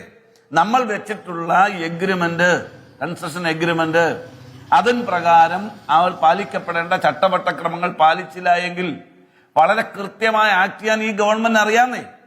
അല്ലാതെ തൊട്ടടുത്തിരിക്കുന്ന ബാലഗോപാൽ എന്ന് പറയുന്ന മാന്യൻ CPM പ്രതിനിധി പറഞ്ഞാലേ വായി വരട്ടോണ്ടിരിക്കാതെ ചാടി എഴുന്നേക്ക്, പ്രതികരിക്ക് എന്ന് പറഞ്ഞ് പ്രതിപക്ഷ നേതാവിനെ ഒന്ന് ആലോചിച്ച് നോക്ക്. അദ്ദേഹത്തിന് പ്രായത്തെ മാനിക്കല്ലേ? അദ്ദേഹം 10 വർഷം മുഖ്യമന്ത്രി ആയിരുന്ന ആളല്ലേ? അദ്ദേഹം CPM സംസ്ഥാന അദ്ദേഹത്തെ അനിൽ ബോസ്, നിയമസഭയിൽ നമ്മുടെ നിയമസഭാ സാമാജികരെ ജനപ്രതിനിധികളെയൊക്കെ ബഹുമാനിച്ച് സംസാരിക്കാൻ പഠിക്കണം. ഈ ചർച്ചയിൽ നിങ്ങൾ മുതിർന്ന നേതാക്കളെ എല്ലാവരെയും മാന്യതയുടെ ചട്ടം പഠിപ്പിക്കാൻ എന്നെ നിർബന്ധിതയാക്കരുത് പ്ലീസ്. അല്ലല്ല, മാന്യതയുടെ അല്ല. പ്രതിപക്ഷ നേതാവ് എന്നുള്ള നിലയിൽ പിണറായി വിജയൻ സംസാരിക്കാൻ അറിയാത്ത ആളാണോ? 10 വർഷം മുഖ്യമന്ത്രി ആയിരുന്നയാൾ ചട്ടവട്ട ക്രമങ്ങൾ അറിയാത്ത ആളാണോ? എപ്പോൾ സംസാരിക്കണമെന്ന് ബാലഗോപാൽ തട്ടി വിളിച്ച് ഓർമ്മിപ്പിക്കണോ? ബാലഗോപാൽ ഏറ്റവും ബഹുമാനത്തോടു കൂടിയാണ് മുൻ മുഖ്യമന്ത്രിയോട് സംസാരിച്ചത്. അങ്ങ് സംസാരിച്ച ഭാഷയിലല്ല. മൗനിയായിരിക്കുന്ന സത്യം, കേരളത്തിന്റെ മുഖ്യമന്ത്രി പറയുന്ന സത്യത്തെ കൃത്യമായ ബോധ്യത്തോടു കൂടി ഉൾക്കൊള്ളുക. ഇവിടെ ഞാൻ പറഞ്ഞെന്താ, പ്രതിപക്ഷ നേതാവ് ഏതെങ്കിലും സന്ദർഭത്തിൽ ഞാൻ മോശപ്പെടുത്തിയോ? പ്രതിപക്ഷ നേതാവിനെ ഏതെങ്കിലും അർത്ഥത്തിൽ ഞാൻ മോശപ്പെടുത്തിയോ? പ്രതിപക്ഷ നേതാവ് ഉയർത്തുന്ന വിമർശനങ്ങളെ ക്രിയാത്മകമായി ഉൾക്കൊണ്ടുകൊണ്ട് അങ്ങ് പറഞ്ഞ ഭാഷയിലാണോ KN ബാലഗോപാൽ സംസാരിച്ചത്? അങ്ങ് പറഞ്ഞ ഭാഷയിലാണോ സംസാരിച്ചത്? നിയമസഭയിൽ നടന്ന ഒരു സംഭവത്തെ അത് കോട്ട് ചെയ്യുന്നുണ്ടെങ്കിൽ കൃത്യമായി കോട്ട് ചെയ്യണം, അല്ലാതെ അവനവന്റെ ഭാഷാ നിലവാരം അനുസരിച്ച് കോട്ട് ചെയ്യരുത്. ഏത് വാക്കാണ് പിഴ ഉണ്ടായിട്ടുണ്ടെങ്കിൽ അദ്ദേഹം ചൂണ്ടിക്കാണിച്ചു. ഞാൻ ഇവത്തെ കാര്യങ്ങൾ ആവർത്തിക്കാറില്ല. അഡ്വക്കേറ്റ് അനിൽകുമാർ ചൂണ്ടിക്കാണിച്ചു. അങ്ങ് കേട്ടല്ലോ ചർച്ച. ആവർത്തിക്കാൻ പറ്റാത്ത എന്തെങ്കിലും എന്റെ ശ്രദ്ധയിൽ അറിയാതെ എന്തെങ്കിലും വന്നോന്ന് എനിക്കറിയില്ല. വന്നിട്ടുണ്ടെങ്കിൽ തിരുത്തുന്നു. മനസ്സിലായില്ലേ? എന്തെങ്കിലും ബുദ്ധിമുട്ടുണ്ടായിട്ടുണ്ടെങ്കിൽ അതിന് ഖേദവും പ്രകടിപ്പിക്കുന്നു. അതിനൊന്നും മടിയുള്ള ആളല്ലെന്ന് ഞങ്ങള്. അല്ല, അങ്ങ് പറഞ്ഞ നേരത്തെ അധികാരത്തിന്റെ ചെങ്കോലും കിരീടവും ഉണ്ട് എങ്കിൽ, ചെങ്കോലും കിരീടവും ഉണ്ട് എങ്കിൽ ആരെയും ഭയക്കേണ്ടതില്ല. ഇതൊന്നും നടക്കില്ല എന്നുള്ളത് അദാനി ഗ്രൂപ്പ് സെബിക്ക് അയച്ച കത്തിൽ പറയുന്നുണ്ട്. We would like to inform you that the company has entered into a share purchase and subscription agreement on June 29 അധികാരവും ചെങ്കോലും ഉള്ളവർ അറിഞ്ഞോ സാർ? ആവശ്യമില്ലാത്ത കാര്യങ്ങൾ സംസാരിക്കുന്ന സർക്കാർ അറിഞ്ഞോ സാർ? അദ്ദേഹം കേരളത്തിന്റെ മുഖ്യമന്ത്രി കൊടുക്കുന്ന മറുപടിയിൽ തൃപ്തനാണ്. CPM പ്രതിനിധി തൃപ്തനല്ല. അതാണ് പ്രശ്നം. ശരി, ഞാൻ ഈ വായിച്ചത് അങ്ങ് കേട്ടുപോയി ബഹളത്തിനിടയിൽ. സഭയ്ക്കകത്ത് രേഖാപരമായി വരുന്ന കാര്യങ്ങളിൽ പ്രതിപക്ഷ നേതാവ് തൃപ്തനാണെന്നേ. അതിനുശേഷവും സംഭവ വികാസങ്ങൾ അനവധി ഉണ്ടായി. പ്രതിപക്ഷം മറിച്ച് ആരോപണങ്ങൾ ഉന്നയിച്ചു. മുഖ്യമന്ത്രി മിണ്ടിയിട്ടില്ല. ശ്രീ അനിൽ ബോസ്, ഞാൻ അങ്ങയോട് വീണ്ടും ചോദിക്കുന്നു.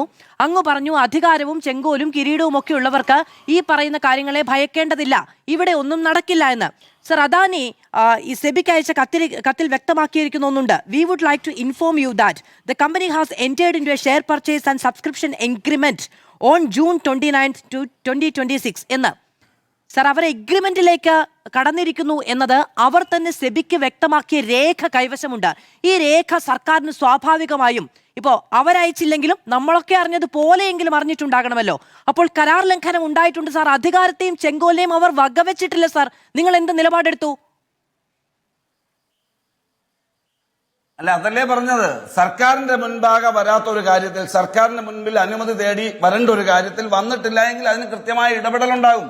എന്ത് ഇടപെടലാണ് നടപടികളുണ്ടാവുന്നത്?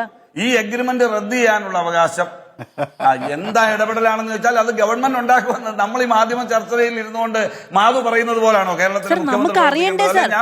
മാധ്യമ ചർച്ച പോട്ടെ, ഞാനൊരു പൗരൻ, അങ്ങൊരു പൗരൻ, അഡ്വക്കേറ്റ് അനിൽകുമാർ ഒരു പൗരൻ, നമുക്ക് അറിയണ്ടേ സാർ നമ്മുടെ സർക്കാർ എന്താ ചെയ്യുന്നതെന്ന്? ഇപ്പൊ അറിയണ്ട. കേരളത്തിന്റെ മുഖ്യമന്ത്രി ഇതുമായി ബന്ധപ്പെട്ട് പഠിക്കാൻ ഒരു കമ്മിറ്റിയെ നിയോഗിച്ചിട്ടുണ്ടെന്ന് ജനങ്ങളോട് പറയാൻ പറ്റില്ല. അറിയണ്ട എന്നൊരു കാര്യം അധികാരത്തിലില്ല സാർ. ജനാധിപത്യത്തിൽ ഇപ്പോൾ അറിയേണ്ടതില്ല എന്ന് പറയാൻ പറ്റില്ല സാർ. കേട്ടോ, ഇപ്പോൾ അറിയേണ്ടതില്ലെന്ന് പറയാൻ പറ്റില്ല സാർ. കേൾക്കാൻ കഴിയില്ല. താങ്കൾക്കറിയാമോ ഒരു ഹൈപ്പവർ കമ്മിറ്റിയെ വെച്ചിട്ടുണ്ടെന്ന് അറിയാമോ? ഹൈപ്പവർ കമ്മിറ്റിയെ അങ്ങനെ ഒന്ന് കരാറിലില്ല. ഹൈപ്പവർ കമ്മിറ്റി അല്ല തീരുമാനം എടുക്കേണ്ടത്. അങ്ങനെ ഒന്നും കരാറിലില്ല. അതിൽ നേരത്തെ ശ്രീ ജ്യോതിർ ഘോഷ് വ്യക്തമാക്കിയതുപോലെ ഒരു ഇൻഡിപെൻഡന്റ് എഞ്ചിനീയർ അല്ലെങ്കിൽ ഡൽഹിയിലുള്ള ഏജൻസിയാണ് ഇതിൽ പിന്നീട് കരാർ ലംഘനമുണ്ട് എന്നറിഞ്ഞാൽ തീരുമാനമെടുക്കേണ്ടത്. ബഹളം വെച്ചിട്ട് കാര്യമില്ല സാർ, ബഹളം വെച്ചിട്ട് കാര്യമില്ല. അങ്ങ് ഈ നാട്ടിലെ ജനങ്ങളോട് പറയാണ്, നിങ്ങൾ ഇപ്പോൾ അറിയേണ്ട. ആരാണ് സാർ നിങ്ങൾ ഏത് അധികാരമാണ് സാർ കൈയാളുന്നത്? രാജ്യാവകാശമോ ജനാധിപത്യമാണ് സാർ. ചർച്ച നയിക്കുന്ന താങ്കളോട് ചോദിക്കും, താങ്കളാരാണെന്നേ? ഞാനൊരു എളിയ മാധ്യമ പ്രവർത്തകയാണ്. നിങ്ങൾ ജനങ്ങളോട് മറുപടി പറയേണ്ടതില്ല എന്ന് പറഞ്ഞതുകൊണ്ടാണ് നിങ്ങൾ ആരാണെന്ന് ഞാൻ അത്ഭുതപ്പെട്ടത്. പരിഹസിക്കല്ല സാർ, പരിഹസിക്കല്ല. ഞാൻ അത്ഭുതപ്പെടുകയാണ്. പെട്ടെന്നൊരു രാജഭരണം വന്നുപോയോ എന്ന് അത്ഭുതപ്പെട്ടതാണ് സാർ. അല്ല, അങ്ങ് പറയൂ രാജാധികാരം കൈവശമുള്ളവരെ നേരത്തെ ചെങ്കോലും കിരീടവും ഒക്കെ ഉണ്ടെന്ന് പറഞ്ഞില്ലേ? പറയൂ, അഭിനവ രാജാക്കന്മാർ പറയൂ, കേൾക്കാം. ആയിക്കോട്ടെ. അതുകൊണ്ട് തന്നെ പറയാണ്, എളിയ മാധ്യമ പ്രവർത്തകരെ അല്പമൊന്ന് ഒതുങ്ങി ഞാൻ പറയുന്നൊന്ന് കേൾക്കൂ. ഉയർന്നു വന്ന വിവാദത്തെ കുറിച്ച് പഠിക്കാൻ, അറിയാതെ അനുമതിയില്ലാതെ ചെയ്തിട്ടുള്ള ഓഹരി കൈമാറ്റത്തെ കുറിച്ച് പഠിക്കാൻ ഒരു കമ്മിറ്റിയെ നിയോഗിച്ചിട്ടുണ്ട്. ആ കമ്മിറ്റിയുടെ തുടർ നടപടികൾ ഉണ്ടാകും. മനസ്സിലായില്ലേ? ആ കമ്മിറ്റിയുടെ റിപ്പോർട്ടിന്റെ അടിസ്ഥാനത്തിൽ ഗവൺമെന്റിന് സ്വീകരിക്കാൻ കഴിയുന്ന നിയമപരമായ എല്ലാ നടപടികളും സ്വീകരിക്കും. മനസ്സിലാക്കാൻ കഴിയുമെങ്കിൽ മനസ്സിലാക്കുക. ശരി, നിങ്ങൾക്ക് സൗകര്യമുള്ളപ്പോൾ നിങ്ങൾ എടുക്കുന്ന തീരുമാനങ്ങൾ നിങ്ങൾക്ക് സൗകര്യമുള്ളപ്പോൾ പറയുമ്പോൾ അറിയുന്നവരാണ് ജനം എന്ന വിചാരം എപ്പോഴാണ് ഈ പറയുന്ന ഒരു മാസത്തിനിടയിൽ വന്നിട്ടുണ്ടെങ്കിൽ നമുക്കൊന്നും ചെയ്യാനില്ല സാർ. നിങ്ങൾ ഇപ്പോൾ അറിയേണ്ടതില്ല എന്ന അങ്ങയുടെ വാക്ക് തന്നെ അതിനെ കൃത്യമായി വിശദീകരിക്കുന്നുണ്ട്. അധികാരത്തെ നിങ്ങൾ എങ്ങനെയാണ് കാണുന്നത് എന്നത് വിശദീകരിക്കുന്നുണ്ട്. അതിലൊന്നും ചെയ്യാനില്ല സാർ. 5 വർഷം നിങ്ങൾക്ക് അധികാരമുള്ളപ്പോൾ നിങ്ങൾ ഇപ്പോൾ അറിയേണ്ടതില്ല എന്ന് സർക്കാരും സർക്കാരിനെ പ്രതിനിധീകരിക്കുന്ന ആളുകളും പറഞ്ഞാൽ ഞങ്ങൾ എന്ത് ചെയ്യാനാണ് സാർ? ഞങ്ങൾ പൊതുജനമാണല്ലോ. ഞങ്ങൾ എന്ത് ചെയ്യാനാണ്? സർ, എക്സ്പ്ലെയിൻ ചെയ്യേണ്ടതില്ല, വ്യക്തമാണ്. ഞങ്ങൾ ഇപ്പോൾ അറിയേണ്ടതില്ല എന്നതാണ് സർക്കാർ നിലപാട്. അത് പര്യാപ്തമാണ് സർ, നിലപാട് പര്യാപ്തമാണ്. ഇനി രാജാക്കന്മാർക്ക് സൗകര്യമുള്ളപ്പോൾ പറയൂ, അറിയാം. ജനാധിപത്യമല്ലേ, അട്ടിമറിക്കാനൊന്നും കഴിയില്ല. അങ്ങനെയുള്ളവരല്ല ജനാധിപത്യത്തിൽ വിശ്വസിക്കുന്നവർ. അപ്പോൾ രാജാക്കന്മാർക്ക് സൗകര്യമുള്ളപ്പോൾ അറിയിക്കും. നമ്മോടാകും. വളരെയധികം നന്ദി ചർച്ചയിൽ പങ്കെടുത്തവർക്ക്, പാനലിസ്റ്റുകൾക്ക്, പ്രേക്ഷകർക്ക്.